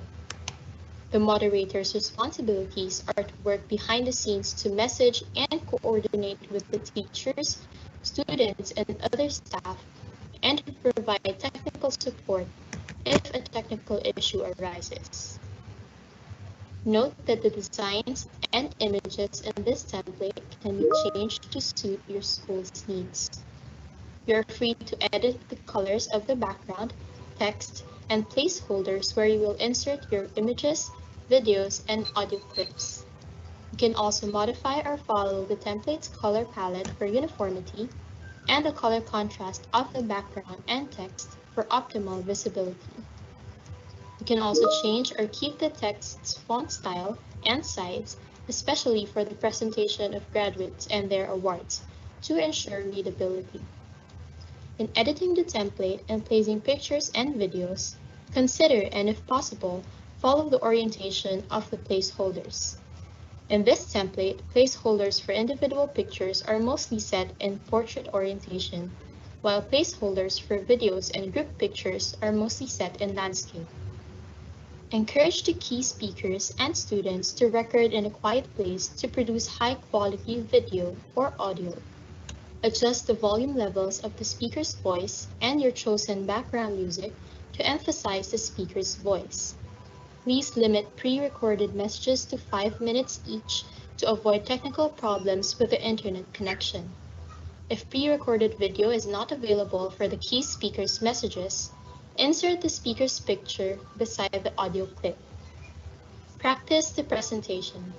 Rehearse the program flow and technical aspects of the virtual graduation as though it is the traditional physical graduation. Set your own house rules during the live presentation. Encourage the participants to stay in a quiet place with stable internet connection as much as possible and to turn off their microphone when not in use. Record the presentation. First, ask the participants for their permission to be recorded. Once they have agreed, record the presentation so those who cannot attend at the scheduled time may watch it in their own time. Conduct your online graduation with the purpose of celebrating the school year and the lives of everyone who has been part of your school family, and inspiring the students who will be entering a new chapter of their lives in the midst of the pandemic. Enjoy your virtual graduation.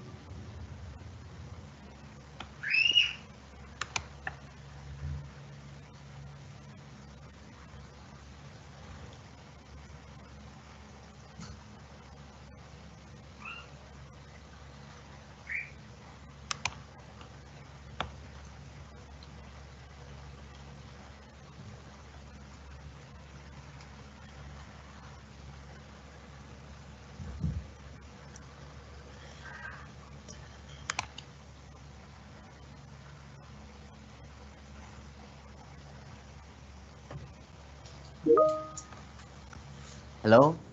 Yeah, good morning. Still good morning. Okay. By the way, my name is Francis again. Thank you for staying for since 9:45 till 11:23 right now. So thank you, Mika, Mardi, and Zari. Same goes with Sir Ike for sharing. Number one is all the technical capability of Microsoft Teams Live on how to set it up. Second is thank you, Miss Mardi, for sharing your the deck earlier, and you walk us through on how to optimize the available deck. That's the beauty of it. The deck is already pre-made. So on the side of the school, if they would want to mount an online graduation, it's easier for them to do it because they have a guide that will walk them through all throughout the process. Next is thank you to our to teacher Zarina. Teacher Zarina for walking us through on how to insert videos, how to insert photos, how to edit text. So that's that would be very useful, especially for those individual who's maybe familiar with PowerPoint, but in terms of using it on a daily basis, maybe some of them forgot some of the features, and especially those new version using the newer version, the 2019 version. Maybe some of you guys forgot where the insert function is located. So hinighlight lang po ni Teacher Mardi po, ni Teacher Zarina po yon. And lastly, the recommendation that's coming from Teacher Micaela. So pinakita po ni Teacher Micaela po yung recommendation niya on how to make the whole presentation and the whole mounting of this event would be effective in a way. So I hope you were able to get those tips. Now for those individuals, I know maybe some of you, I'm reading all the chat. Maybe some of you are finding some difficulty or maybe some challenges. If you're encountering difficulty when it comes to bandwidth right now, maybe you're not hearing us clearly. If that would be the case, you don't need to worry. Everything is recorded, and we've already posted our shared folder. The purpose of that shared folder is for us to basically upload all the contents in that folder, so you can view it any time of the day. Okay, so you'll be guided po. Okay, so I'll be sharing lang po my screen, okay, before we jump to our Q&A session. So as mentioned earlier, okay, so let me share first my screen. So here, okay.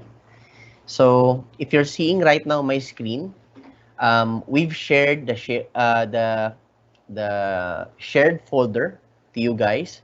So you just need to click this link or copy this link, bit.ly/hello 2020 graduates. Okay, so all the presentation, we will upload it there later this afternoon, all the updated presentation. At the same time, the recorded video, okay, we're gonna upload it there for your reference, so you can download it, watch it on your free time. And at the same time, all the materials that you will be using for the virtual graduation to make it successful, we'll place it there, okay, in that link po. Okay, so ito po yung shared folder po natin in which all the contents will be placed later this afternoon. Okay, so we're just making some updates lang po, especially on the video. Okay, next would be, I know, as I've seen earlier, we have thousands of participants right now. Surprising, I mean, we have thousands of participants, no?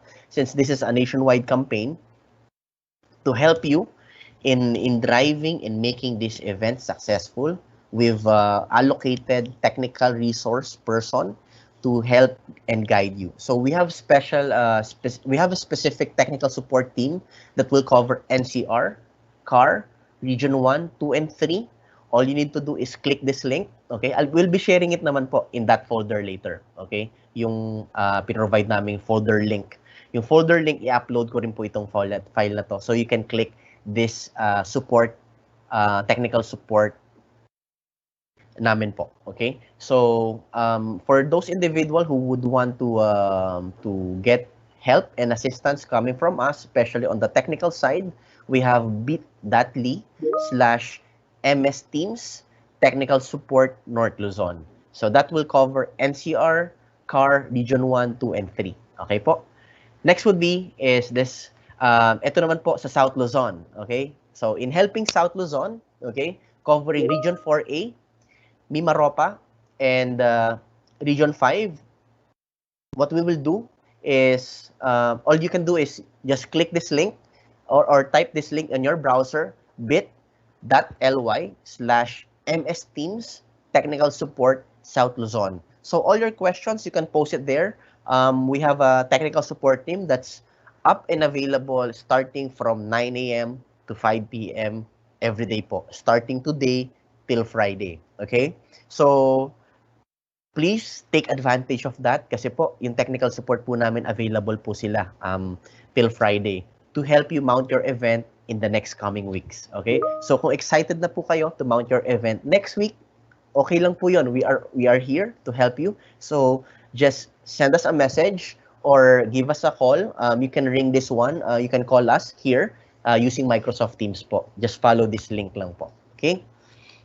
Next, syempre po, meron tayong North Luzon, meron tayong South Luzon. Now is Visayas naman po. Okay? Now, to help the region of Visayas, so for those individuals, you can just type bit.ly/MS-Teams Technical Support Visayas. So for all Visayas school, Visayas division, or Visayas region, if they would want to get help from us, okay, or technical support, they can just type this link in any browser or click this link later pag sinend po namin yung file po sa inyo. Okay, this is for the Visayas region. Again, to repeat, bit.ly/MS-Teams Technical Support Visayas. Okay, now next would be is definitely Mindanao. Okay, so we have Mindanao. It covers region 9, Region 10, Region 11, Region 12, Region 13, and ARMM. Now, to help facilitate in terms of technical support, okay, so any division office or even on the regional level, regional office, they can just type bit.ly/MS-Teams Technical Support Mindanao. Okay, now we know this is a nationwide commitment. Now, to help facilitate you on that, we highly suggest from the school level, okay, please cascade first all your questions or inquiry on the division level. Okay, from the division level, you can go direct to the regional level or you can go to us as support, okay, on the division level side, because we know there are thousands of schools out there, especially for covering Luzon, Visayas, and Mindanao. We know that those are thousands of schools. So for us to facilitate and help you with the best way we can, we highly recommend to cascade it first on the region on the division level. So from the division level, maybe they can consolidate all the questions, and from there we can answer all your concerns on a division standpoint. Okay, it's either division standpoint or regional standpoint because nandun po yung majority ng settings are seen in the division and on the regional level po. Now sa school level, we highly suggest please coordinate with them.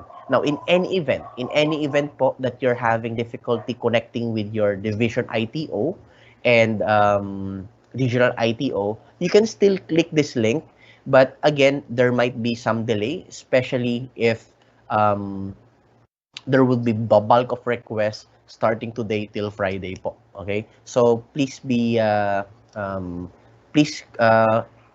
us also if ever there would be duplicates, especially on the division level and region level, if there would be duplicates of concerns, kung pareho po yung concern ng magkaibang school, maybe we can consolidate na lang po yung pinaka-requirement ng bawat school. Then from there, we'll gonna help throughout this technical support that we've provided po.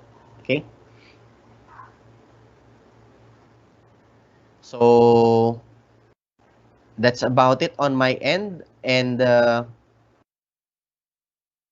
okay, now from Audentes, okay, from Audentes Technologies, I know it's almost lunchtime. Thank you for staying. You've stayed for more than 2 hours, and we really appreciate your time. And at the same time, we're all excited to have this event. To help this event to be successful. So again, as mentioned, our technical support is up and ready today till Friday. Now, in any event that you will be mounting your event next week, please do give us a call if meron po kayong concerns or question po. Okay? Now, on the side of your Office 365 account, as mentioned, if you have difficulty because I'm reading the questions earlier. If you have difficulty on your Office 365 in general, okay, please coordinate po with your division ITO po, okay, pertaining to your Office 365 account. Okay, sa amin po is Microsoft 365, sa amin po is Microsoft Teams Live po. Anything pertaining to Microsoft Teams Live. Okay, now I'll be reading. We're now on our Q&A session. Okay. So I'll be reading aloud a couple of questions here. Okay.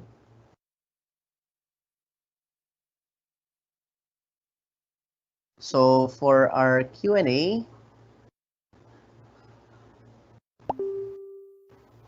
so here, okay. So we have a question here, but I think this is pertaining to DepEd. Later this afternoon, we'll be inviting DepEd po to at least answer all these concerns po, especially if you're pertaining to the tenant of your Office 365 account. Okay, so number one, what's Office 365, coming from Anonymous, what are the 365 E3, E5, A3, or A5 license? What license do DepEd has as an employee? Okay. So, I think ang makakasagot po nito is si DepEd. Later this afternoon, we'll be inviting them, and that will be recorded as well. So, we're gonna relay these concerns po. So, DepEd on the USD level, so they would answer this question po pertaining to what license type. Okay. So, when it comes to your license type, if I'm not mistaken, it's more of a nationwide approach, same category of license. I think the only difference is more of the policy, the whether you're an admin or a user or an educator. So magkakaiba po yung policies in place depending on the role. Okay, but later I think USD can answer this one. Okay. Hi, Francis. Yes, Jomar. Thank you. This is Jomar from Microsoft, guys. Yeah, Thank you for Jomar. attending. I guess yung isa sa mga pinaka-popular question right now is saan namin makikita ang mga links para sa materials. So, meron po kaming OneDrive link. Hindi po namin isi-send yung mga files sa inyo isa-isa via DepEd email kasi po this is nationwide and sobrang dami nyo po. So, we will be hosting it in one OneDrive file. Tapos, i-share po namin yung link. So, ang gagawin po namin is we're going to share the link sa DepEd USD para malagay nila sa Facebook Workplace and i-share din namin siya sa inyong mga rito and sa inyong mga dito. Additionally, Francis, can we also Yes. to share the link of our OneDrive para makita na nila yung file by making an announcement here together with the support links? Kasi yung iba ata wasn't able to record or write yung kanilang mga links specific to their technical support regions.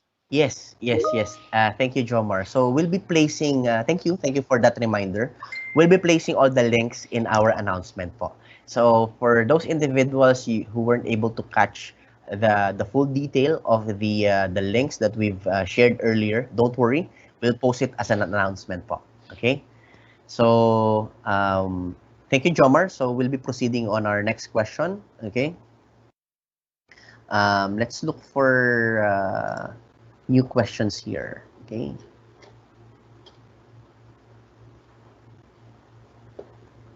Okay.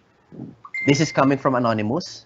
Do we have to purchase the license or it will be provided by DepEd? Okay. So it will be provided po by DepEd po. Please connect with as mentioned, please connect po with your division ITO. Okay. So when it comes to your Office 365 licenses, please connect your division ITO.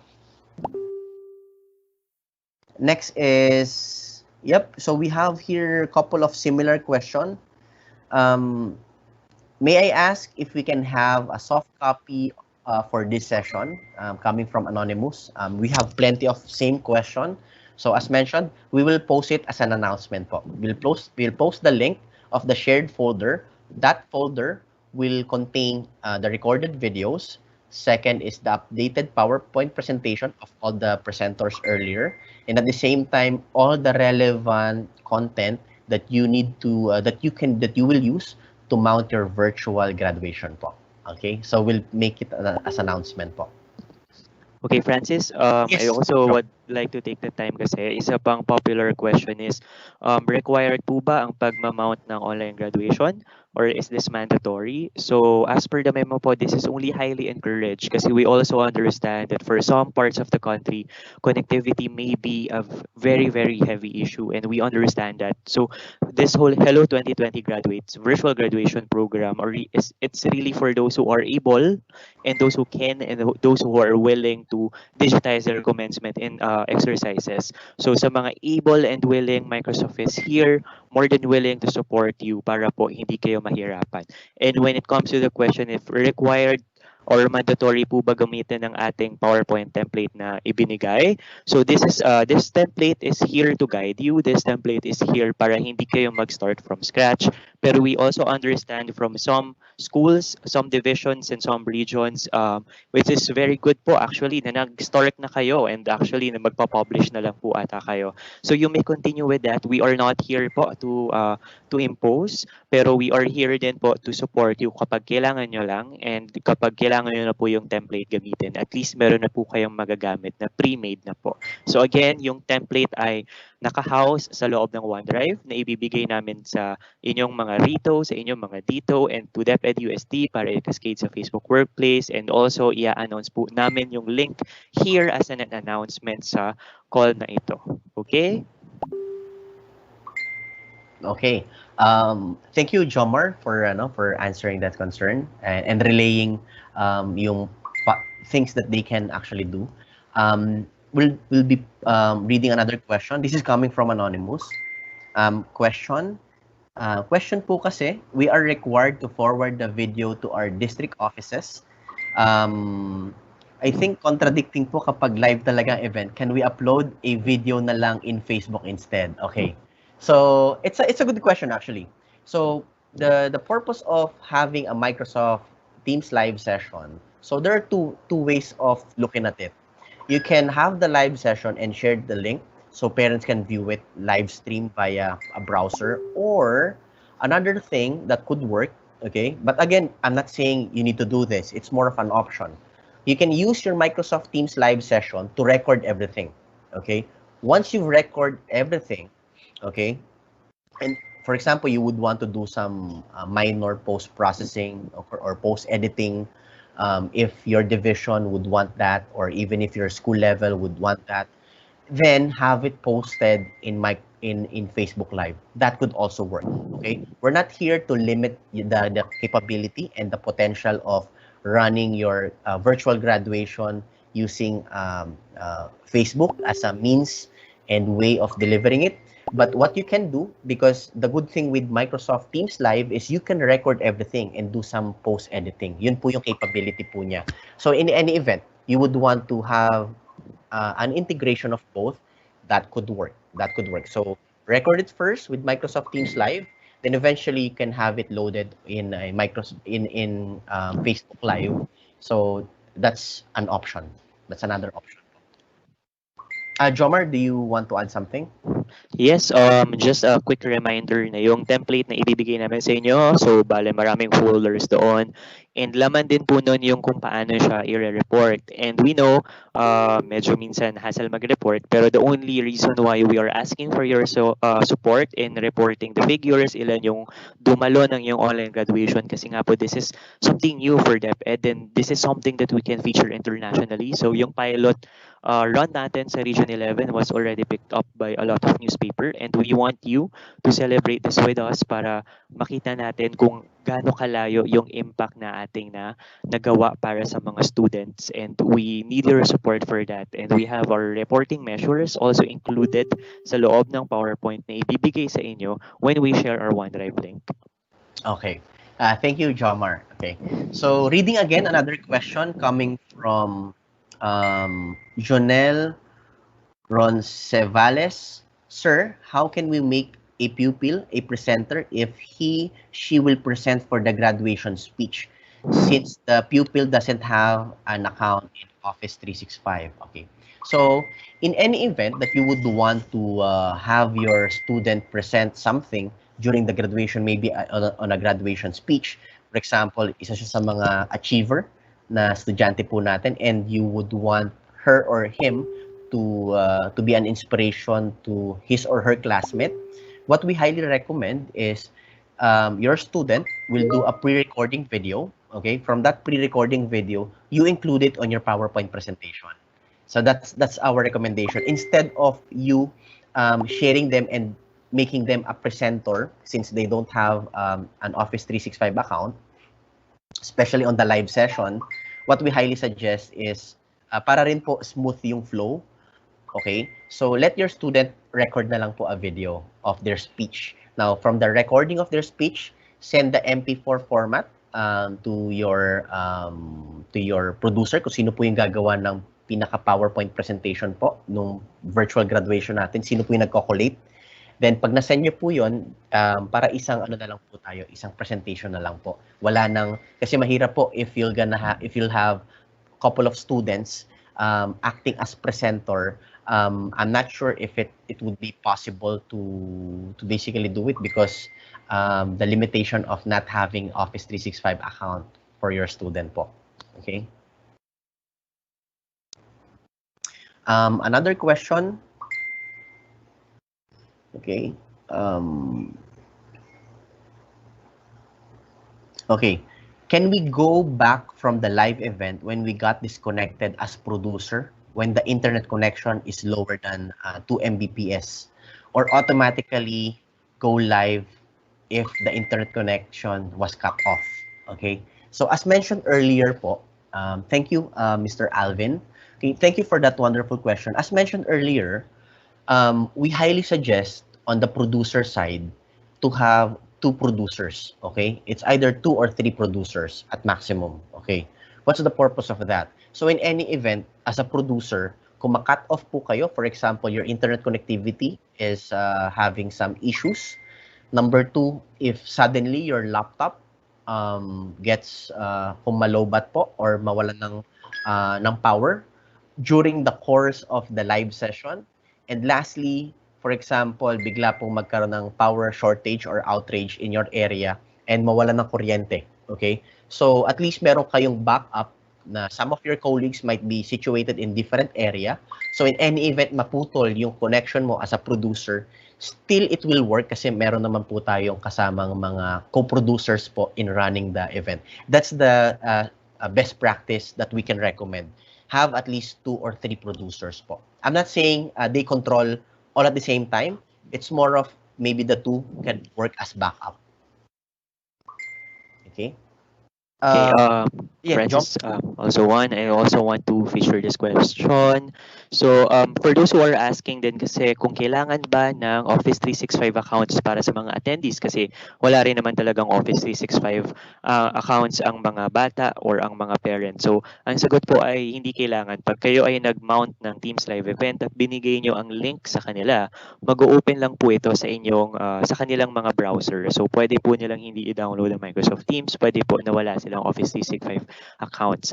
Now, if ang question nyo po ay kung kayo po yung walang Office 365 accounts, and as much po that we want to answer it, the only designated person na mahihingi nyo po ang inyong mga account ay ang inyong respective division ITOs. So for any request ng inyong availability or ng password resets, please contact your division ITOs directly kasi sila po yung may access about it. Thank you. Okay, thank you, Jomar. Another question, I'll be reading coming from Al Kachilar. I have a concern about internet speed with our minimum recommendation of 1 to 2 Mbps. Medyo mababa siya to view in a nice broadcast. So kapag ganon, okay, anong minimum speed? And I'm experiencing it right now. I'm running 3.1 Mbps but still your live is lagging. What's your comment about this lag? Okay, so number 1, there's a possibility po that your internet connectivity is 3 Mbps or higher. But the challenge that in that regard po is maybe you're having an intermittent internet connection. What do I mean?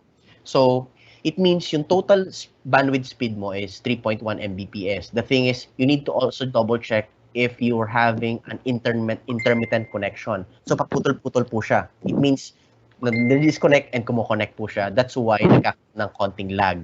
So, to facilitate po that, I would suggest in mounting your Microsoft Teams live session, as mentioned earlier, before running a live session, do a mock or a test run first. Do a test run. Coming from your test run, you need to check your internet speed. So, kung nakita nyo, during your test run, na nagkakaroon pa ng same challenges, what we can suggest is you have an option of using, at times po, no, we use mobile internet. Minsan po kasi if your mobile internet has good signal, it could also work. The challenge lang po with your mobile internet is the moment na mawala ng signal, magkakaroon ng disruption po. Okay? So, your Microsoft Teams live session, we highly suggest do a recording first. Do a recording or do a pilot first, okay? Now, from your pilot, you don't need to have it loaded immediately in your in a live session, okay?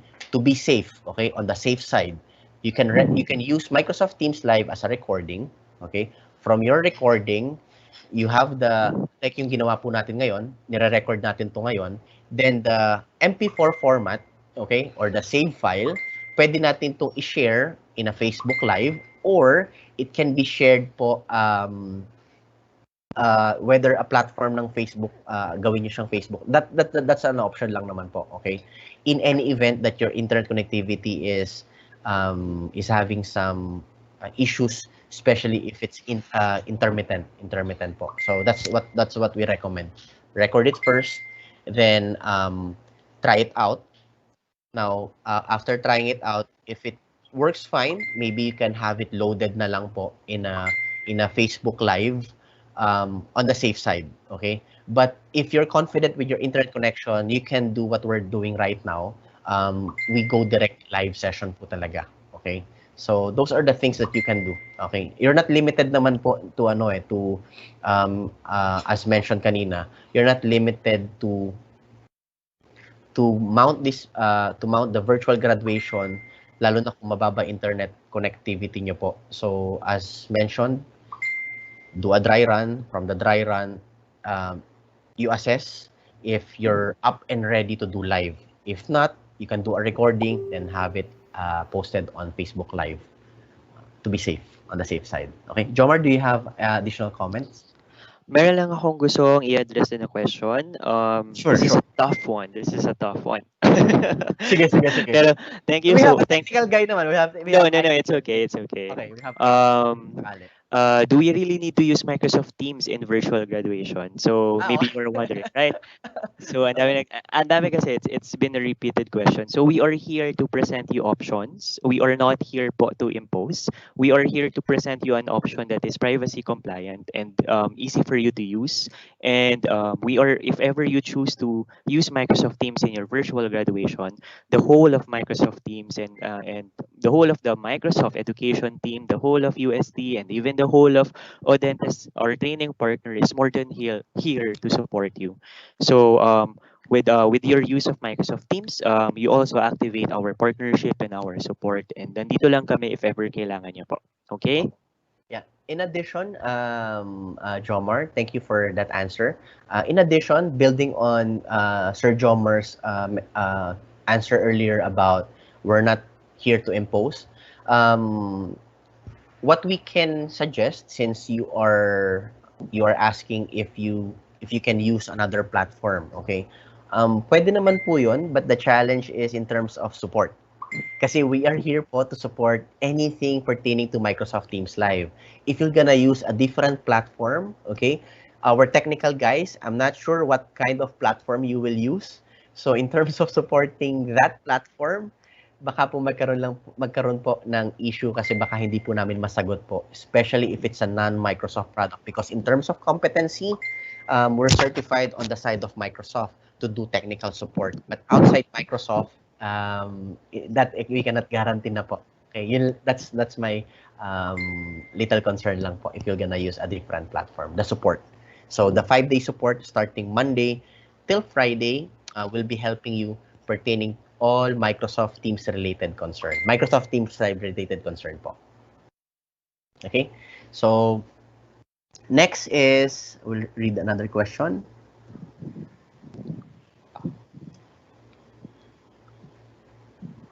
How can the producer have all the screens and PowerPoint of each presenter? Okay, so the question is coming from Sir June Maglake. I think your question is, how can the producer view all the presenter? Okay, as a default, if you are the presenter, if you are categorized as the if you are categorized as the producer, you automatically see all the available presenter at the bottom part of your screen. Okay, makikita mo po lahat ng presenter. Now, as a producer, you have the capability and the option to make your presenter live depending on the queue. So you need to queue them first that they're going live. Medyo challenging po kung bigla mo silang i-live, no? So you need to queue them first that they will be live. So that could be showing their video or maybe showing their slide. Okay? Kita po yan ng presenter po on the bottom part of screen. Sorry, as a producer. As a producer, kita niya po lahat yon. Lahat ng presenter sa ilalim, sa bottom ng screen niya po. As part of the default configuration for the producer. Okay? Another question is, in case, coming from Sir June, in case that, would it be better if Office 365 administration will be delegated to the division ITOs? That's a tough one. That's a tough one po. Maybe we can raise this concern on the side of our speakers later this afternoon in our Q&A. They're much capable of answering these questions po, pertaining to your policies in place. Again, as a trainer, Audentes Technologies, what we can provide are technical capabilities to answer all your concerns pertaining to Microsoft Teams live session. But in terms of policy in place, whether on the division level, on the regional level po, pasensya na po, maybe USD is the right resource person po to answer this concern. last, okay, Sir Joms, okay lang if we go to our last question because it's almost Yes. o'clock. Oh, Okay, sige. yes. Okay, Ano so na lang, sige, let's just have an announcement after that last sure, question. sure. Okay. Our last question, okay. Good morning. As attendees or participant, can we attend two teams live at the same time, simultaneous? Okay. Yes, definitely. Provided you're gonna use different browser. Okay. So for example, um, this is a hypothetical scenario. I'm a parent and my kid is enrolled to different DepEd school, two different DepEd school that will run simultaneously graduation, okay? Online graduation. So what they can do, so yung isang school, si School A, mag-mount sila ng live session po nila. Then si School B, mag-mount din sila ng live session po nila. Then ipopost po nila yung link. Then the parents can open a browser using maybe an Edge browser, a Google Chrome browser, an Internet Explorer browser, or maybe Mozilla Firefox. Basta po magkakaiba yung browser po nila. So, one browser, pwede po naka-on using Edge browser. The other one is Internet Explorer watching simultaneously different Teams live session or graduation, virtual graduation coming from two different schools. So imagine, in a physical scenario, that's not possible. One parent goes to two different graduation, medyo challenging po yun. But here, in a virtual graduation, it's possible po. Okay? Provided you use two different browser in one PC. So that could work. Yes, Jomar, do we have additional announcements? Yes, ano lang, reminders na yung ating next session ay 1 p.m. Same lang po ng content sa morning session. Pero kung kayo po ay pumasok sa live event and sa webinar na ito nang medyo nahuli kayo or nasa gitna na kami ng presentation or marami pa kayong gustong clarifications, you can attend din our 1 p.m. session. It's the same content pero you can raise more questions there. And on the afternoon session, we will be joined by DepEd USD, our friends from the User Support Division. And we hope na masagot namin lahat ng questions nyo doon.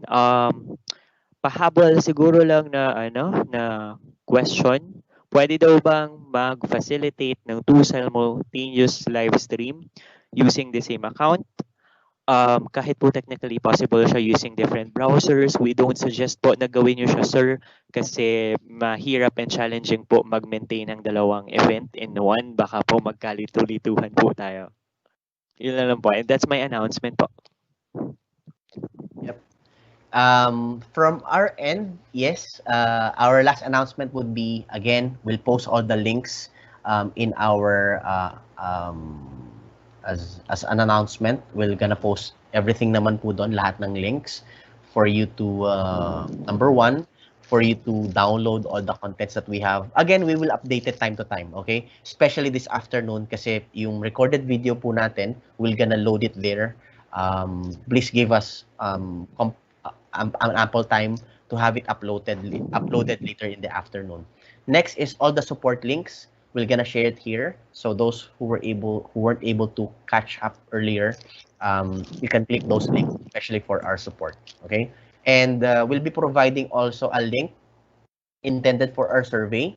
The purpose of that survey is for us to get at least a numerical figure that would help us, number one, identify the size and magnitude in terms of support. Kasi at least that would be our basis in terms of enabling our tech support. Kasi pag nakita namin po sa survey na marami po yung nag-participate sa survey and they're gonna mount the event next week by Monday, definitely kailangan po naming dagdagan po yung support po namin. So now, kung makita naman po namin po doon na the mounting of event will be made sometime after June, that's a little bit difficult because again, we'd love to support you for this week and next week. Okay, so we highly recommend please discuss it with your regional ITO or even division ITO on how to mount this event, and at the same time, please give us feedback on our survey form. Later, we'll be posting it in our